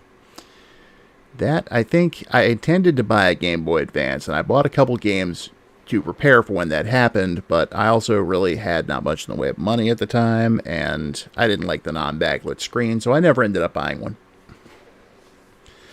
So that was one of the ones I'd bought, along with Circle of the Moon, the Castlevania game. Mm-hmm. So I borrowed someone's Game Boy Advance, played through Gradius Galaxies, and I tried a little bit of Circle of the Moon, but it's like, this is more like a Symphony of the Night. I'm not going to be able to finish this in the brief time I have with this. So, but it's a decent enough game for the Game Boy Advance. The soundtrack's kind of iffy, but Yeah. Yeah. What do you think It's of that very one? bloopy. Yes, yeah, very bloopy. So, what do you think of that one, Mr. M? That's one of the more recent ones I picked up. It's kind of become a bit harder to find. So I just kind of lucked into it one day for like $20. I was like, yeah, sure, I'll pay that instead of just paying that same $20 on eBay. I have it for collection purposes. I played a little bit of it a few times, and it just doesn't grab me. It doesn't really feel like a Gradius game. It doesn't sound like a Gradius game. The soundtracks to all these Gradius games is like a big part of it for me. Yeah. And I'll just go ahead and say I do not like the music in Galaxies. It's bad. Even if I don't like it, I can't remember it. So that's obviously there's something wrong there. So Yeah.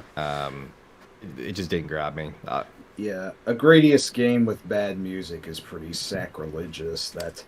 If the game's going to eat shit at some point, then I guess the sound design is technically less bad point than the mechanics, or even in some cases maybe the graphics. But it does always bum me out when a soundtrack ends up unremarkable, especially for an entry in the series that is otherwise known for having really great music throughout most of it.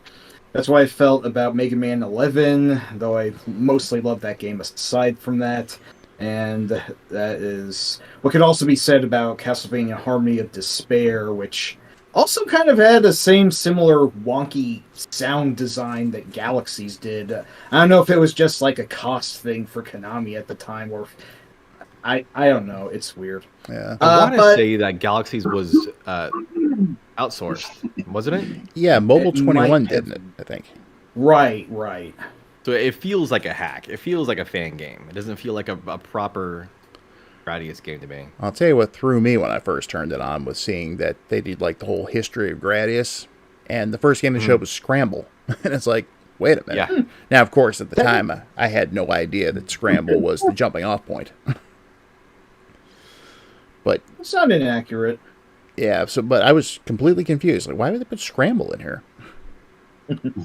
And just to address a couple things in the chat here before we go on. Sharon, I couldn't have gotten an Advanced SP at the time because it didn't exist yet, nor would it for a few years. And by that time, I'd already sold the game because of the Great Crash. And I know I saw Sylphid mentioned earlier, and I think there's 3 games in that series. I know I played all 3 of them. It's like you had the original one for PC, you had the Sega CD one, and the PS2 game. Which actually does kind of lead us into the next Gradius game.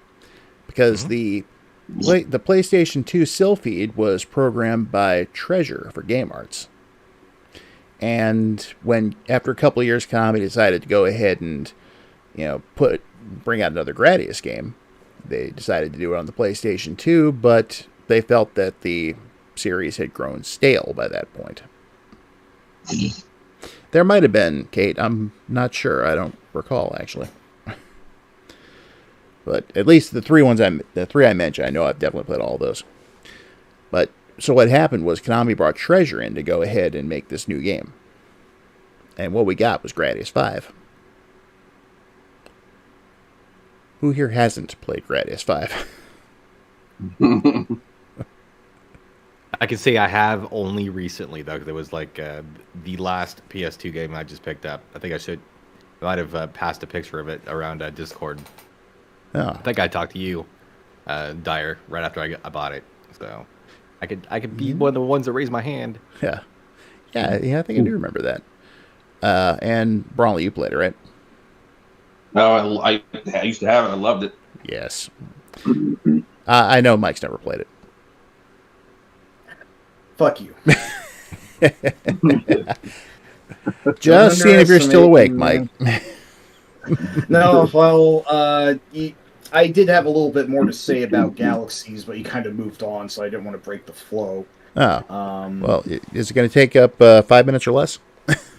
Oh, no, not at all. I just wanted to say that Galaxies did seem pretty well put together, all things considered, and it had a few cool things on its own. I remember one of the bosses being like a floating cyber Moai head, which looked pretty cool. And there's this one like giant persistent core, which sort of looked like a dragon, but I will say though, while it was good for what it was also sort of like Gradius 4 in that it didn't really do a lot that was particularly outstanding from the rest of the series at the time. Like, I think all it just really needed to be was a competent shooter for the GBA, and not enough of those quite existed, but my memory is rather hazy on it aside, so it sure is a Gradius game, is what I can say, and that's what I wasted everyone's time to say, ultimately, which... So, that being the case, then, Mike, let's... Since Mr. Matthews is the most recent one to have played it, what do you think of Gradius 5 so far? Oh, me? Yes. I'm sorry. I missed the segue where I was supposed to talk. I love it. It's such a... this is another one where I've already kind of watched some playthroughs on YouTube as a movie, you know. It's such a beautiful game. It's just the polar opposite to Gradius 4, which... looks utter garbage, whereas Gradius 5, even on a how many generations behind are we on the PS2? So that's 3 generations ago. Yeah, 6th gen. Yeah, it still looks great. It may not look like something that you'd see on the PS5 really, but it wouldn't look out of place on the PS3. I don't think. It sounds great. Doesn't really have quite as many, you know, fantastic anthems like Gradius 2 or Gradius Gaiden, but it's such a great game. Yeah. And hard. Also, yes. It's very difficult for me. Absolutely. So, I know you've, Braunle, you mentioned that you loved it when you had it. So. Oh, yeah. Anything in particular about that one stand out to you? No, like you just said, it's a very beautiful game. It's so vibrant compared to, like you were saying, Gradius 4. It's like maybe that was an eye opener for them and then decided they needed to do something quick. Yeah, might be why they brought Treasure in too. That was probably the best decision they could ever have made. Yeah, because one thing I noticed about the visuals is that a lot of them do resemble stuff that was in like Radiant Silvergun and Ikaruga. Yeah. It's cool to have creative liberty that way. I know that they also I had heard from some commentary I was listening to about this that they did cut out some things just so they wouldn't step on people's toes at Konami. You know because Konami was so strict on what they wanted to have included in their games and stuff. So right. Yeah, but one thing that they did do was get rid of the Moais. Yeah. It's like not a single series tradition that I don't miss. Hot take. Yeah. And welcome, Geekstorian. Nice to see you here. What's up, geeks? Yo. So, yeah. All right, Mike, your turn. Yeah, having thoroughly been a long-standing Gradius fan at that point, I just had to pick this game up, and that it was being developed by Treasure was just a massive bonus. Although at the time it was sort of indicative of Konami themselves being less of a development house and just more of a publisher, which is sort of the beginning of the end of them, but I digress. But no, if there is any company to trust with this, Treasure is absolutely it, considering that Treasure is ex-Konami staff. Yep. So, but like, this game is fucking bonkers. It spits on several series traditions and just goes ahead and does its own crazy bullshit. Like, first level, let's just throw a lot of the final boss of Salamander at you, and it's just a normal enemy. Second level, hey, you're fighting with a second Vic Viper. What's that about? Well, there's actually something behind it, but I won't spoil. And then, hey, have a boss rush. Stage 3, hey, you're going down now. Fight the spider boss while going down. Stage 4, it's a lot very organic and pulsy. Oh, hey, there are these things I gotta... Oh, whoa, everything's... Oh, it's like oh, man, that's a lot of stuff that's moving. Stage 5, asteroids fucking everywhere. You even have to fight the boss mired in them. Stage 6, the entire stage is moving around. Green stuff is tilting on you. Have a second boss rush. This game just does not step on the fucking brakes at all. It is... Wow. Just fucking stellar and it's crazy in the best way. Absolutely. Yeah. It is also kind of long. I noticed that a play of it lasts about an hour, but it doesn't even feel that long. It's just a breathless marathon all the way through, and I fucking love it. Not to mention, after you beat the game, I was like, oh hey, I have weapons here. I wish I could do a little bit more of them. Fuck! After you beat it, you get a weapon edit that offers you several more options. And it's like, oh, hey, it's like Gradius 3 all over again. Huzzah! And, oh yeah, one more thing. The options actually have one of your buttons has them do a special action, like your conventional options. They can, like, freeze in place as you go along so they don't follow you exactly for better positioning. And then, like, the rolling ones, you can scope out, zoom out and in, but... The coolest fucking one were the directional options that actually allowed you to fire in a full 360 radius while holding the option button. A huge boon for those more hectic levels, like the one where you have to head downward and the asteroid level, as per mentioned, is so cool. Oh, and you get a flamethrower. That's also right. I gotta say, that whole thing with the options is probably the biggest innovation Treasure brought to Gradius. Mm-hmm.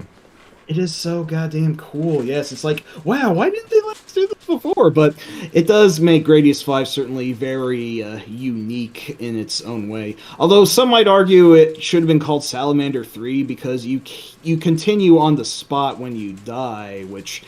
I don't know if we wanted to talk about the concept of checkpoints in Gradius. It's probably a little late in the discussion to bring that up. I just realized it now. Oh, we did kind of touch on that earlier. A little bit, yeah. Oh, yeah, right. MrMatthews said that, like, the thing is really annoying when you have to continue in the middle of the level at an unfavorable. That is correct. My bad. So I don't necessarily miss having to go back, especially for how brutal this game is. It feels like it operates on a different level that it allows you to pop up right where you died, and. It's a good thing, too, because I'm not sure I would have been able to beat this game the old way. Although, isn't there an option to do it the old way? There might be. It's been a while since I played it. Yeah, same here. But the last time I did, I actually got a set of those Retrovision HD cables for the, or not HD, but I forget exactly what they're called, but they hook into the PS2. They plug into, like, the RGB things on your TV if you have them. And... running it through that, the game looks absolutely incredible. It's practically HD at that point. But I have to say, that came out at a very strange time for me, as a longtime Gradius fan. Because that came out shortly after the Great Crash, I'm pretty sure, which is when my ex-wife and I split and I had to sell my entire game collection. Yeah. So, I had... nothing to play it on. It came out. There was no YouTube to watch it on. I could just look at the box in the stores from time to time. That was about it. But I actually ended up cutting a deal with the guy I sold my stuff to. Got the nucleus of my old collection back. And the first thing I did was go out and buy Gradius 5. And the first time I got to play it at my friend Patrick's house, it was just like, oh my god. And I was playing on this big screen TV too, so even better. Ooh, even better, yeah. Mm-hmm. But yeah, it's I've had it ever since. And that was basically the last Gradius game, for the most part. Now, there's been a couple that were released for Japanese cell phones. There was Gradius Neo, I think there was.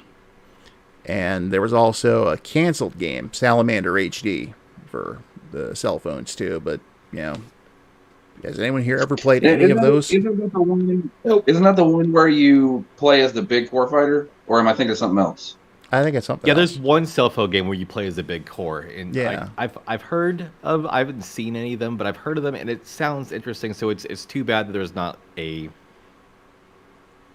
way to play them. Like at least with the other games, you can like emulate them.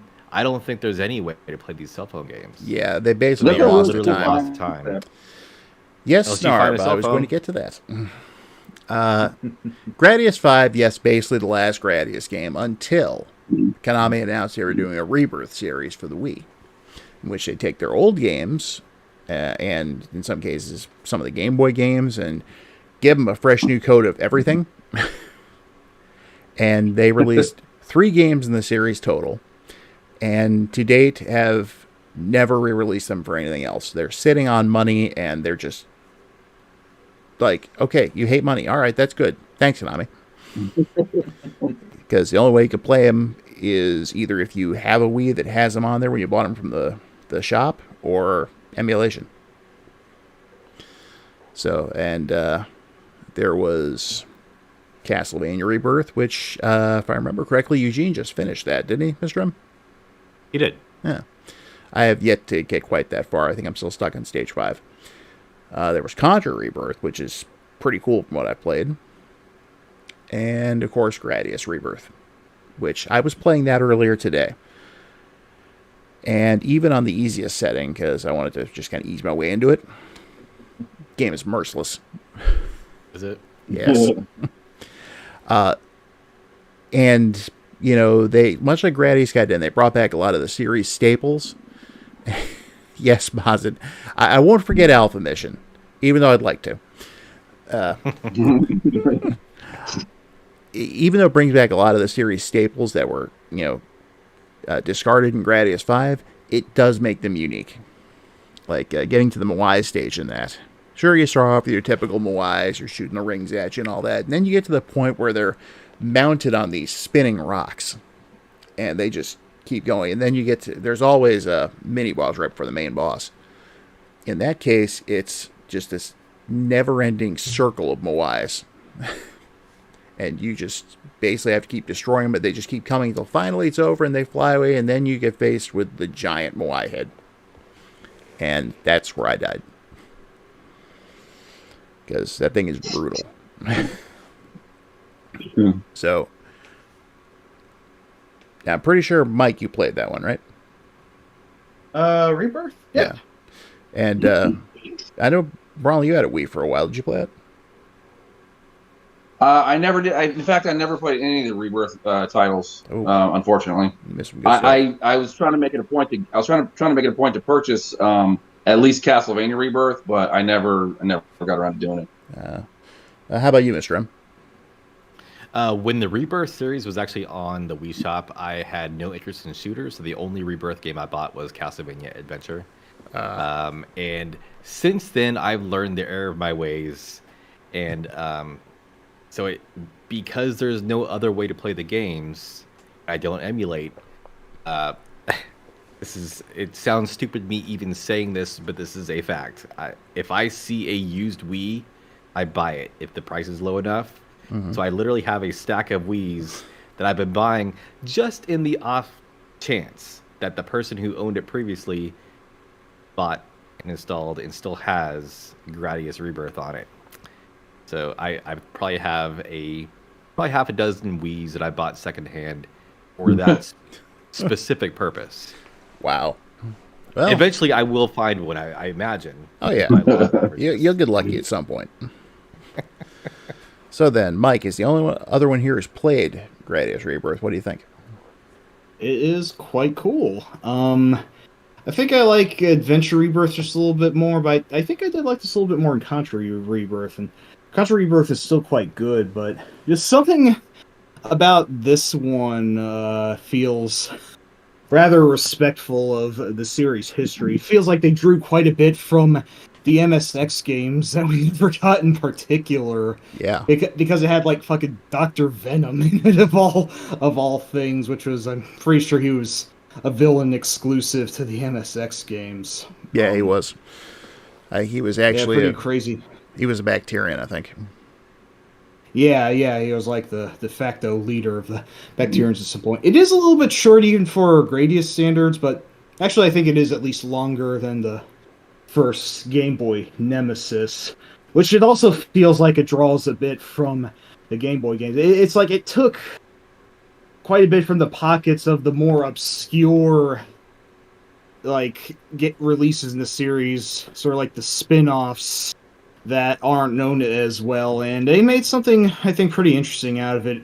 If not especially original, but originality wasn't the point of these games. It was to celebrate what they once were and what gaming in general once was, and will never be. Sadly, again. This being the final Gradius game ever that, at least to my knowledge, I'd say it's a pretty fitting statement, and tragic as it is. Same thing for, I think, Contra and, Castlevania as we know it, although Castlevania did have the... No, I'm not going to go there. Rob's going to scold me for even bringing it up. You were going to say Lords of Shadow, weren't you? Yes, sir. You should know. You know better. That's good. That's a bad one. Sharon, these were on the Wii. But and you can't get them anymore.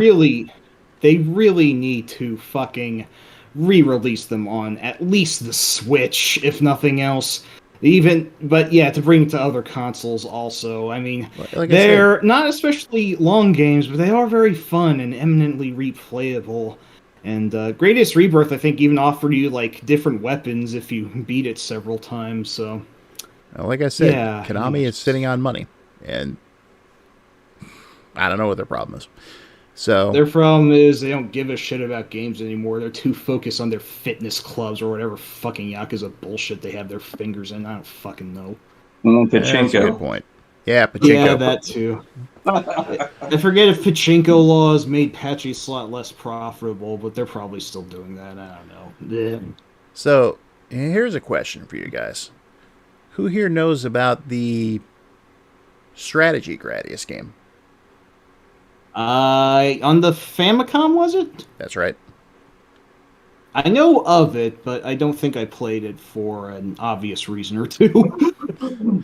Well, mainly because the original Japanese is indecipherable if you don't know the language.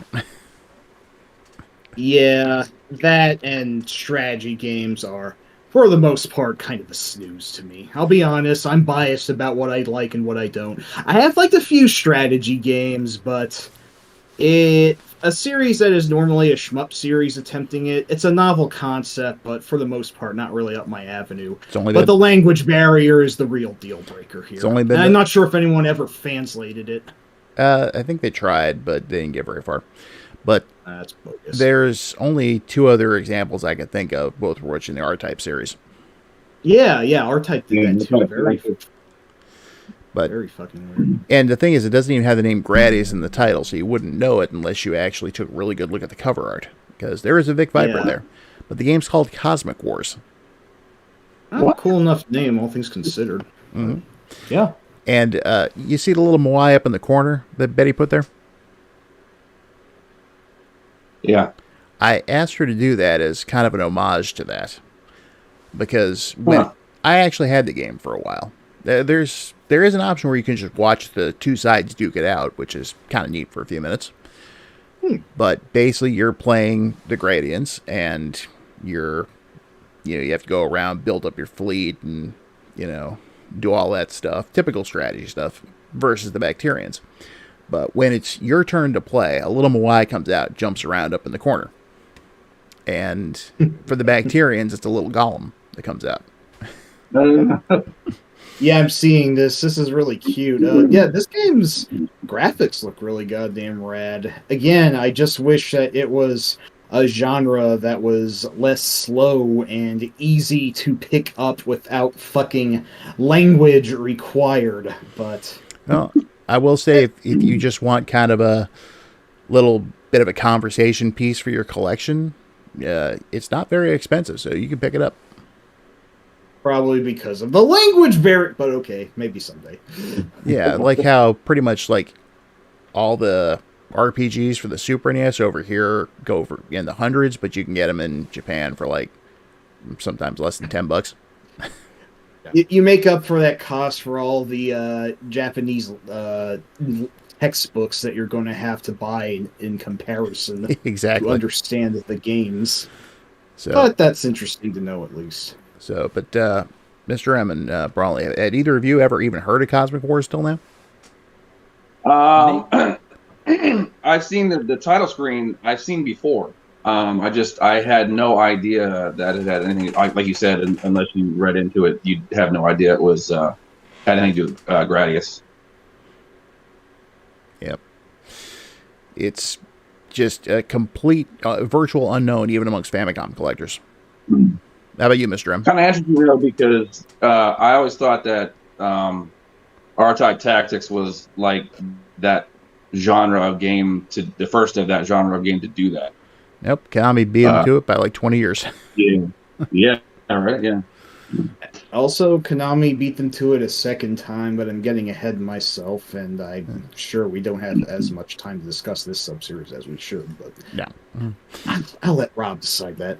But, so how about you, Mr. M? I think I've heard the name probably in the same context of, hey, this is also somehow related to the Gradius series. I love strategy games. I would have been all about this. So yeah, it's a shame about that whole language barrier thing. Yeah. It's possible the translation may have been done since the last time I checked. I just have to go look. Let's see. So, I'll try. but the only other thing of note I can really think of in just the main Gradius series is another kind of an offshoot, except on a totally different medium. This would be the 3-episode Salamander anime series. Oh, yeah. Yeah, right. And that is pretty good. Kind of weird. Weird the way they lay the story out, though. It's like the first episode is the conclusion, or the second part, or something. They like pulled a weird Star Wars thing. They did a little Pulp Fiction with that. It was kind of confusing. Wait, isn't that how Radiant Silvergun did it too? Yeah, but that at least was just in one game. Yeah, that's true. But of course the designs for the ships are a little different than what you see in the games. But it's nice to hear the actual music from the games being reorchestrated and played, kind of like the old Dragon Quest anime series that came out. And because I watched this when you shared this with the group, as I sat down and binged the whole trilogy on YouTube. Yep. I was interested all the way through it, but the games that they are based on literally only come into the each episode in maybe the last 5 minutes. Like they just kind of do like a quick montage of them flying through all the levels real quick. Yeah. Killing some of the bosses. Then we're done. We're out of we're done with the reference. Yeah, So, it's funny. It's almost like the Castlevania Netflix series kind of did the same thing in a way, because I swear they spent more time. They spent more time talking than going around killing monsters and hunting Dracula. I was about to troll you that's what that series did, because I know your thoughts are very mixed on that series, but... Well, I thought the first season was good, the second season was good, Season 3 flies off the rails, and 4 course corrects nicely enough. Yeah, I still need to get to maybe Season 4, but what I heard about 3 has me... I don't know. Well, we'll talk about that if and when we get to Castlevania. Which we will eventually. Yeah. So, now, I'm guessing the series that the sub-series you mentioned earlier was Parodius. Yeah, I don't know how much we want to talk about that because I know that time's probably shortening up, but It depends on basically how much longer anybody wants to go. Because I like to get these streams in at about 2.5 hours, but if we can fit the 5 mainline games into it, over the next 45 minutes, then we'd be good. But it did take us almost an hour to get to Gradius 3, so...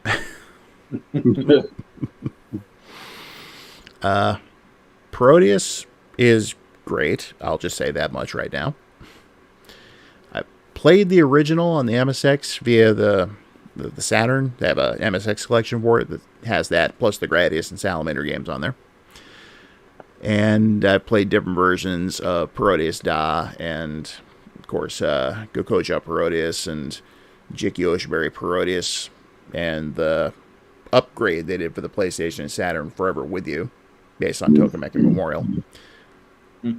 And probably the best one of the entire series, Sexy Parodius. Yeah, they went out on a high note, to say the least. Did it ever.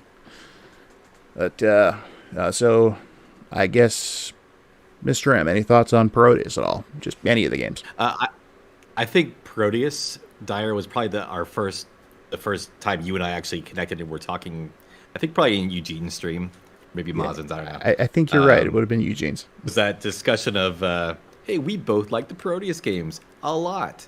And I think that's kind of how it went from there. I do love the Parodius games. I don't have all of them. I have, and I don't even know their names, to be honest. So I have the, I think Parodius Da, that's the first one, right? Second one, technically. Yeah. But the MSX one is usually often forgotten about and is kind of a rough cut, so most tend to regard Parodius Da as the start of the series proper, at least as they know it. Okay, so I have that one on the Famicom, and I have the Super Famicom version too. And also, I think it's Genjoku, the one with Kid Dracula in it. Oh, Gokoja yes. Parodius. Yeah, it's the one that's also on the Super Famicom, right? Yes. That's the one I have, is the Super Famicom version. Mm-hmm.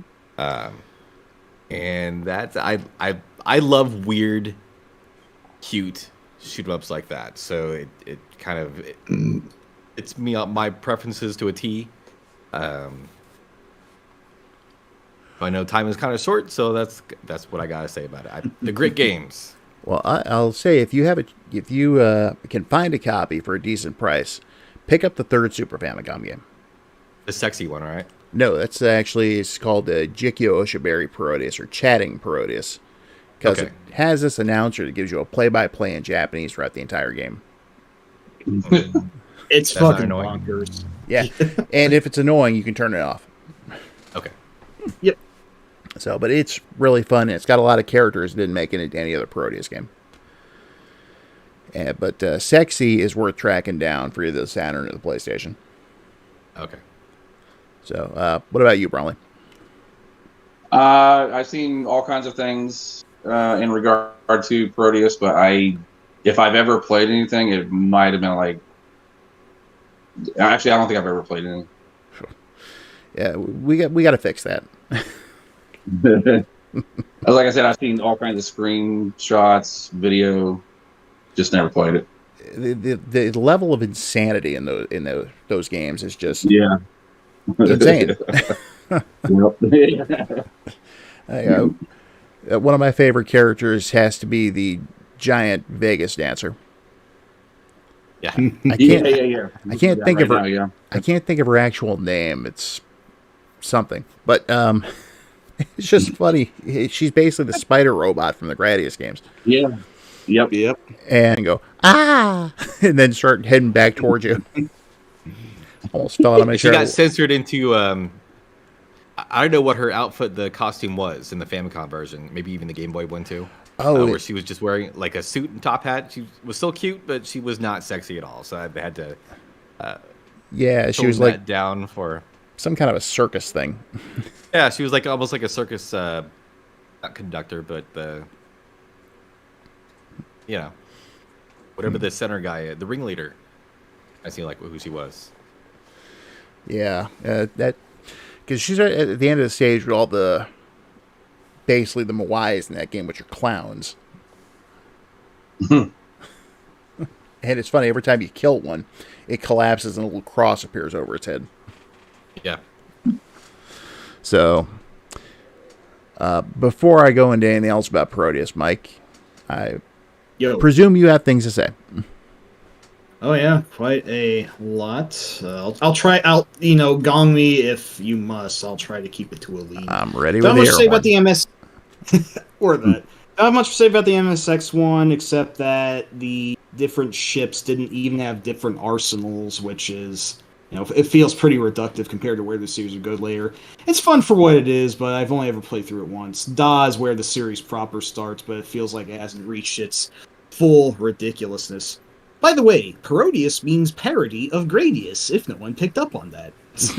Just checking. I'm such a dork. But yeah, Da was quite good as it was, but I think Gokujo Parodius is where the series really hit its stride because it offered several different ships. Like, it was a Konami All-Stars thing, like Kid Dracula's in there, Goemon was in there, Twinbee, another shmup series from Konami, was also in there since the original, I think. And then there's like the Penguin, the Flying Pig, the Stick Guy in a Paper Airplane, Koitsu, who I like a lot. And also you get these bells from Twinbee that give you various power-ups. Like one gives you a Mega Nuke Bomb that you can use at, any time within reason. The one you want to go for is the Green Bell, because it makes you invincible and big for a while. That's really cool. Hold off for a second, Mike. Just wanted to say, didn't see you come in before, but welcome, Oak City Gamers. Hey, Oak. How's it going? And also, Sharon says your sound is going in and out. You're specifically, Rob. How does it sound now? Sounds all right to me for what it's worth. But, I think my favorite gag in the entire series is it's full of visual gags. It's a real Looney Tune, and it's very Japanese in its humor, for what it's worth, for better or worse. Although humor is easier to understand than the language that Cosmic Wars operates on, which is Japanese. That sounded terrible the way I said that. Forget it. But yeah, my favorite gag is in the speed stage of Gokujo Parodius, where you go by a mountainside, and then a warning sign pops up for falling rocks, and then rocks fall down on you. You gotta avoid that. And then what looks like a deer crossing sign pops up while you're still going by the mountain, and then deer fall on you from above.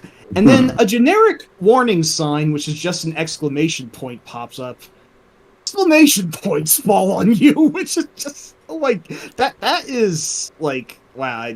I don't know if that's something that's more like Chuck Jones or Tex Avery or even someone more absurdist, but it is so fun. Whatever it is, it's hilarious. I love that bit. Absolutely. Oh yeah, and the series music is all public domain and classical stuff, which was apparently due to a time/budget crunch, but it does kind of fit the nature of the series pretty well. Plus, they also mix it in with themes from the Gradius games too. Yes, and from other Konami games, which was more or less the basis of Jikyo Oshiberi Parodius, which itself was go through other Konami games. Like the first level is possibly referenced to Bimani. I'm not sure if that was confirmed. Second is the Toki Memo level. One is based on Twinbee. One is based on Goemon. Shit, one's based on Lethal Enforcers of all things. That's really neat. Yeah, it is a very crazy game. I really got my ass kicked last time I played it, which makes me wonder if I've only ever played it on difficulty 1. This series is viciously tough. Like, even more so than normal Gradius. I don't know if that's just me, I don't know. Or if I was just really bad last time I played it, but it is just a bonkers ride. Oh yeah, and then Sexy... I don't want to hog up all discussion if anyone else wants to talk about Sexy. Oh, I do. Go for it, man. Absolutely love Sexy Parodius. There are so many great sight gags in that. It's like, I think my favorite though to this day is probably the second boss in the bathhouse level. It's a giant blue penguin with an upside down toilet on its head. And when it pulls a chain, it actually flushes the water out of the room, and then it starts shooting bubbles at you. And the bubbles have things inside them. So, in the way Sexy Proteus is constructed, in each stage you have a goal. So, like in the first stage, you just have to kill the boss. Second one, you have to collect all these coins. If you don't get enough coins, you get shunted off into an alternate route. If you do, same thing. There's a stage based on Castlevania that actually has Medusa as the boss. She's giant, purple, and nude. Yes. Quite cool. And whenever you shoot her, all of her snakes, it's like their eyes get real wide.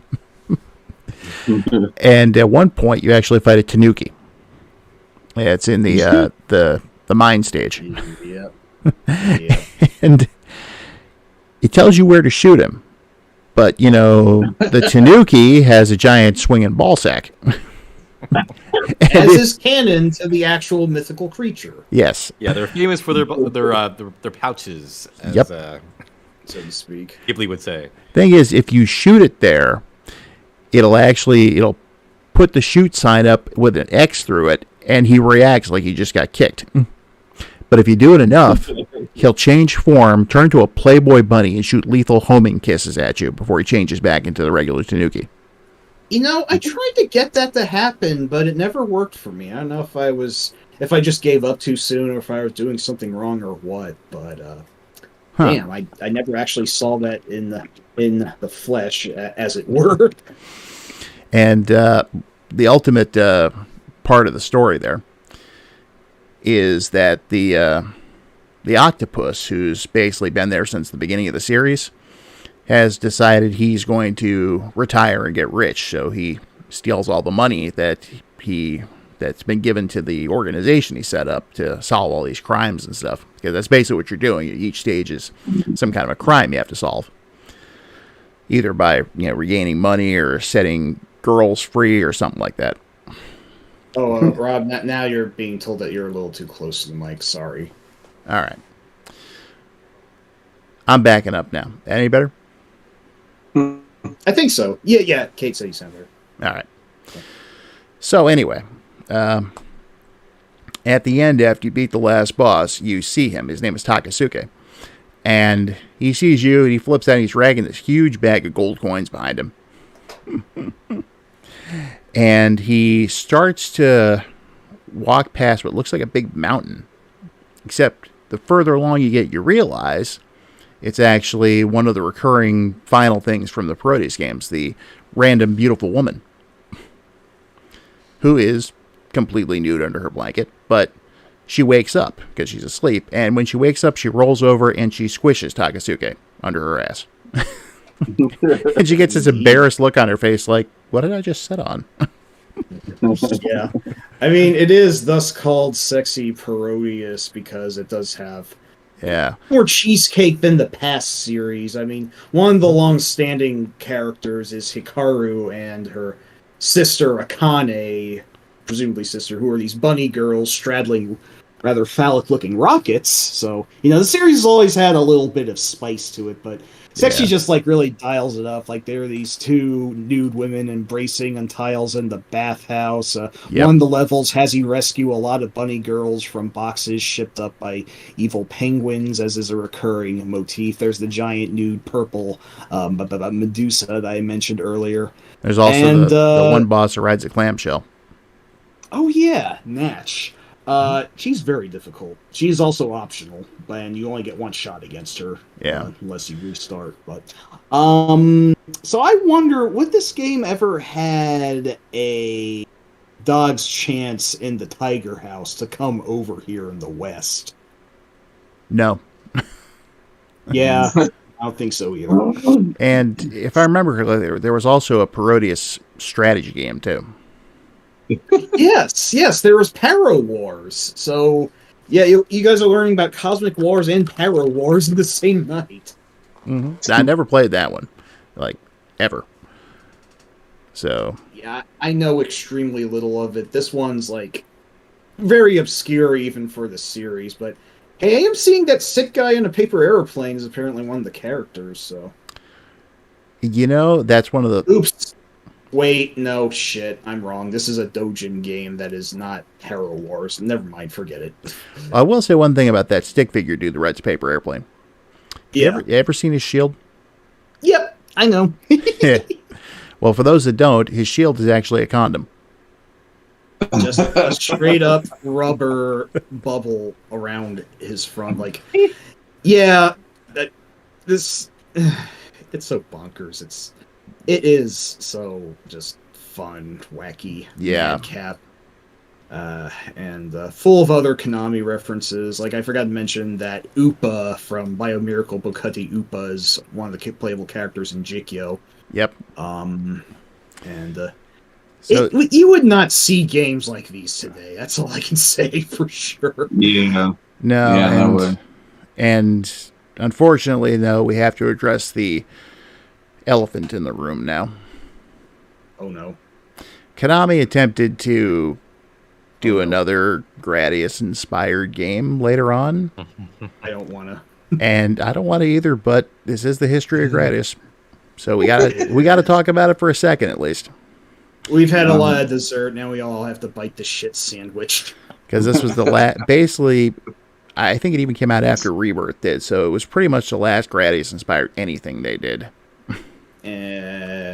What's more inglorious, this or Lords of Shadow? For a note to end the series on. I'd actually rather play Automedius. I don't like Lords of Shadow in the slightest. Yeah, I gather, but Automedius is just.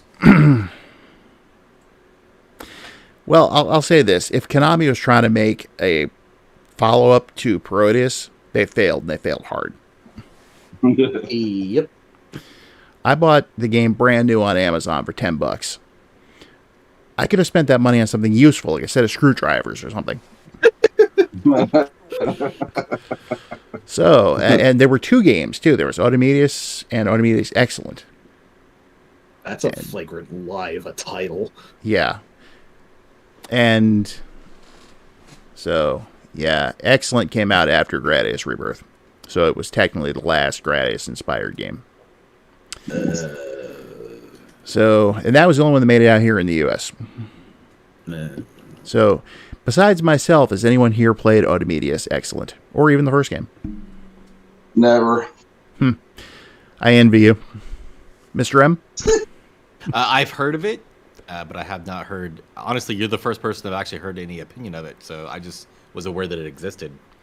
It's not very good, huh? With one exception, the soundtrack. Soundtrack's phenomenal. Too bad the rest of the game wasn't. I'll make note of this. There is a couple of kind of neat things that are in it, though. For instance, in one stage, you're flying through a city and you actually see Contra Burger, the restaurant. Okay. Yeah, literally Contra Burger. And there were some DLC characters you could get. One of which was based on Getsu Fumaden. Yeah, that's crazy. And the other one was named Kokoro Belmont. And all her weapons are actually inspired by Castlevania. Because the whole deal with Automedius is that you're actually playing these schoolgirls who are flying airframes, which all take after a different ship from a Konami shooter. They're also relatively scantily clad. Except that it's very Japanese and from that particular time period. So what's the word, Mike? Moe?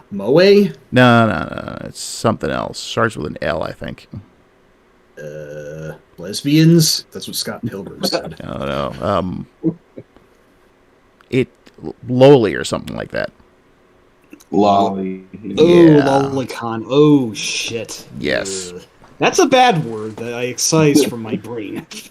Yeah. Now, admittedly, most of that just comes into play in like the opening video when you actually see the characters there. It's they're pretty far off, so you can't really see them all that well. And welcome Kimiko to the stream. Hey there. Sorry, stepped in at this point, but Yeah. But yeah, lowly, whatever you want to call it. the history. Yeah, I did play through the game once. And the thing that makes it really bad, though, is that just all the stuff that made Gradius great is not there. yeah, you're flying a ship, quote unquote. You shoot things, you get power up capsules, all that stuff, but it just doesn't feel right. Like, and not in that kind of way. I mean, we've all played Gradius games before. We know what they feel like. Yeah, it's like Automedia is just lacking that. Yeah. I admit that I have never played either of the games, and I don't know if I'm allowed to criticize something I haven't even touched, but can you fucking blame me in this case? No. Thank you. Just checking. I mean, it's like you know, like when a sitcom from 10, 20 years ago attempts to have a revival series. Like, you know, this is to, like, okay, maybe WKRP is a bad example since I hear the new series isn't exactly bad, but Rob, you have told me that it's not quite the same. That's sort of the same sense I'm getting with Odomedius compared to Parodius. If it can't even be compared to Parodius, I don't know. I might be off base here. Well, it'd be one thing if they tried to revive it as like Parodius The Next Generation or something like that, and then... It pissed me off. At least they gave it a different name. Yeah. But, yeah, the WKRP comparison's not really apt. And, yeah, the new series was missing something, namely memorable DJs. Yeah, no Johnny Fever, at least not as a regular character. That's Nope, he guest starred in a couple episodes. Venus guest starred on one episode. But yeah, so the dynamic was different with the exception of Carlson and Herb and Les. Yeah, but... So, I want to say Full House to Fuller House, but I don't want to compare Parodius to Full House. So there has to be a better series to compare to. I just can't fucking think of it. Neither can I. Oh well. But at any rate, it's like trying to, you know, recreate an old fresco or whatever, and you get that weird Jesus or whatever that was a meme for a while. That's what Odomedius is. Yes. There we go. I should have gone with that in the first place. Basically, the Gradius series ended not with a bang, but with a whimper. Pretty much. Sad the way that turned out. You know, it's sad but true. Hey, don't get his copyright struck. Yeah, that's the only bars he can play before we have to start paying for it. Bad mic. Yep. Feel free to sound me for it. Yep. So anyway, that pretty much wraps things up. So in conclusion, Mr. M, anything you want to add? Nothing much other than just as a general umbrella statement.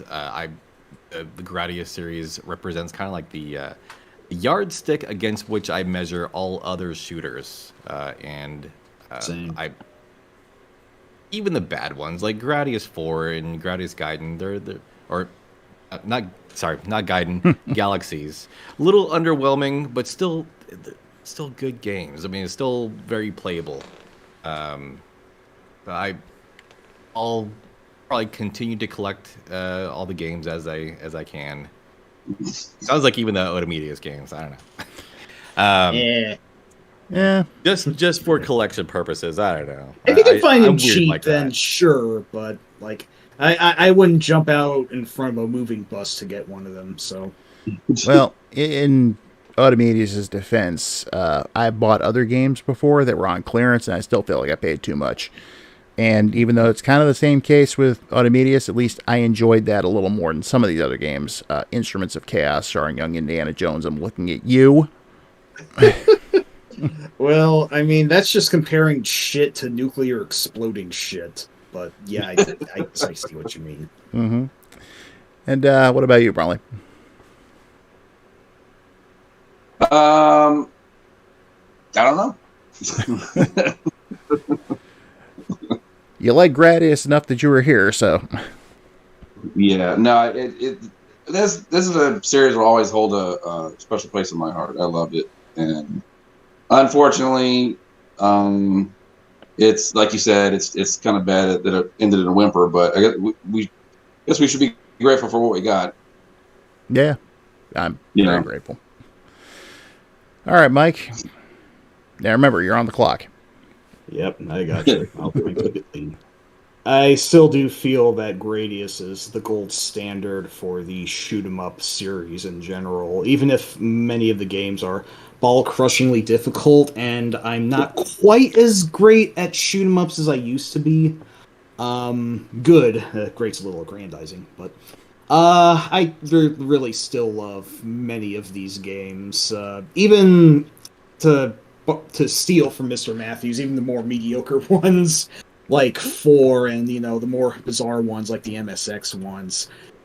They're still quite a bit better than many of the other shoot 'em ups that I've played. They certainly have just a overall consistent quality to them and a overall feeling that I still get a kick out of. And it is a shame that it ended the way it did, but I prefer to just think as Gradius 5 as the real last game in the series. I think that's a great note to end on, and then Rebirth is like a bonus victory lap, and I'm happy with that. Like a curtain call, almost. Yes, exactly. Yeah, like a final bow, so to speak, after the last act. That's a good way of putting it.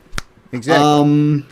And then Oda Medius doesn't have to exist, but that doesn't those games exist doesn't detract from the rest of Gradius and Salamander and Parodius having been a fantastic goddamn ride for like 2 decades, more or less. So yeah. As for me, I've been a fan of the series since I first played Gradius on the NES, and I always will be until the time when I eventually kick off. So I can say that I have got to put more time into Nemesis 90 Kai and Gradius Rebirth. I would like same here. Well, I would same definitely here for the former. Yeah, I would like to beat at least one of those two, and that might have been Rebirth before Nemesis 90 Kai, because that one is, like I said earlier, much earlier, really hard. So, but we can always hope that Konami will revive the series one day, but given the direction they're taking, it's not likely. To quote a Hamsar from Homestar Runner, don't count on it, Monster Man. Exactly. All right, so other streams that are coming up soon. Sometime over the next 2 weeks, I may do a Dyer's Favorites stream, which I play one or more of my favorite games. So keep an eye out for the announcement there. And beyond that, we have a stream planned for the 24th of this month, which is a very timely stream. It is going to be about the video games based on Indiana Jones. Now, it might just end up being me and Mike talking to each other, but it's going to happen. Yeah, we still don't, as of this time, have 2 other recruits for it yet, but keep that under your hat. But yes, definitely want to go ahead and do that stream before Dial of Destiny comes out. Actually, if anyone in the chat would like to be on that, or know anyone who would like to be on that, shoot us a line however you can get it. Exactly. Because we welcome the company. There were a lot of good indie games, but there were also some real stinkers.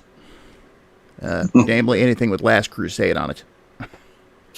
Well, except the LucasArts adventure game, which I've never played. So I'm going to defer to your judgment on that. Yeah, any action game with Last Crusade on it. Terrible. Let's go with that. Terrible. And hell. But beyond that, I will also add that the books I've been working on all this time are virtually done. I just have a little bit left to tweak and, proofread and whatnot, and then they're off to the publisher.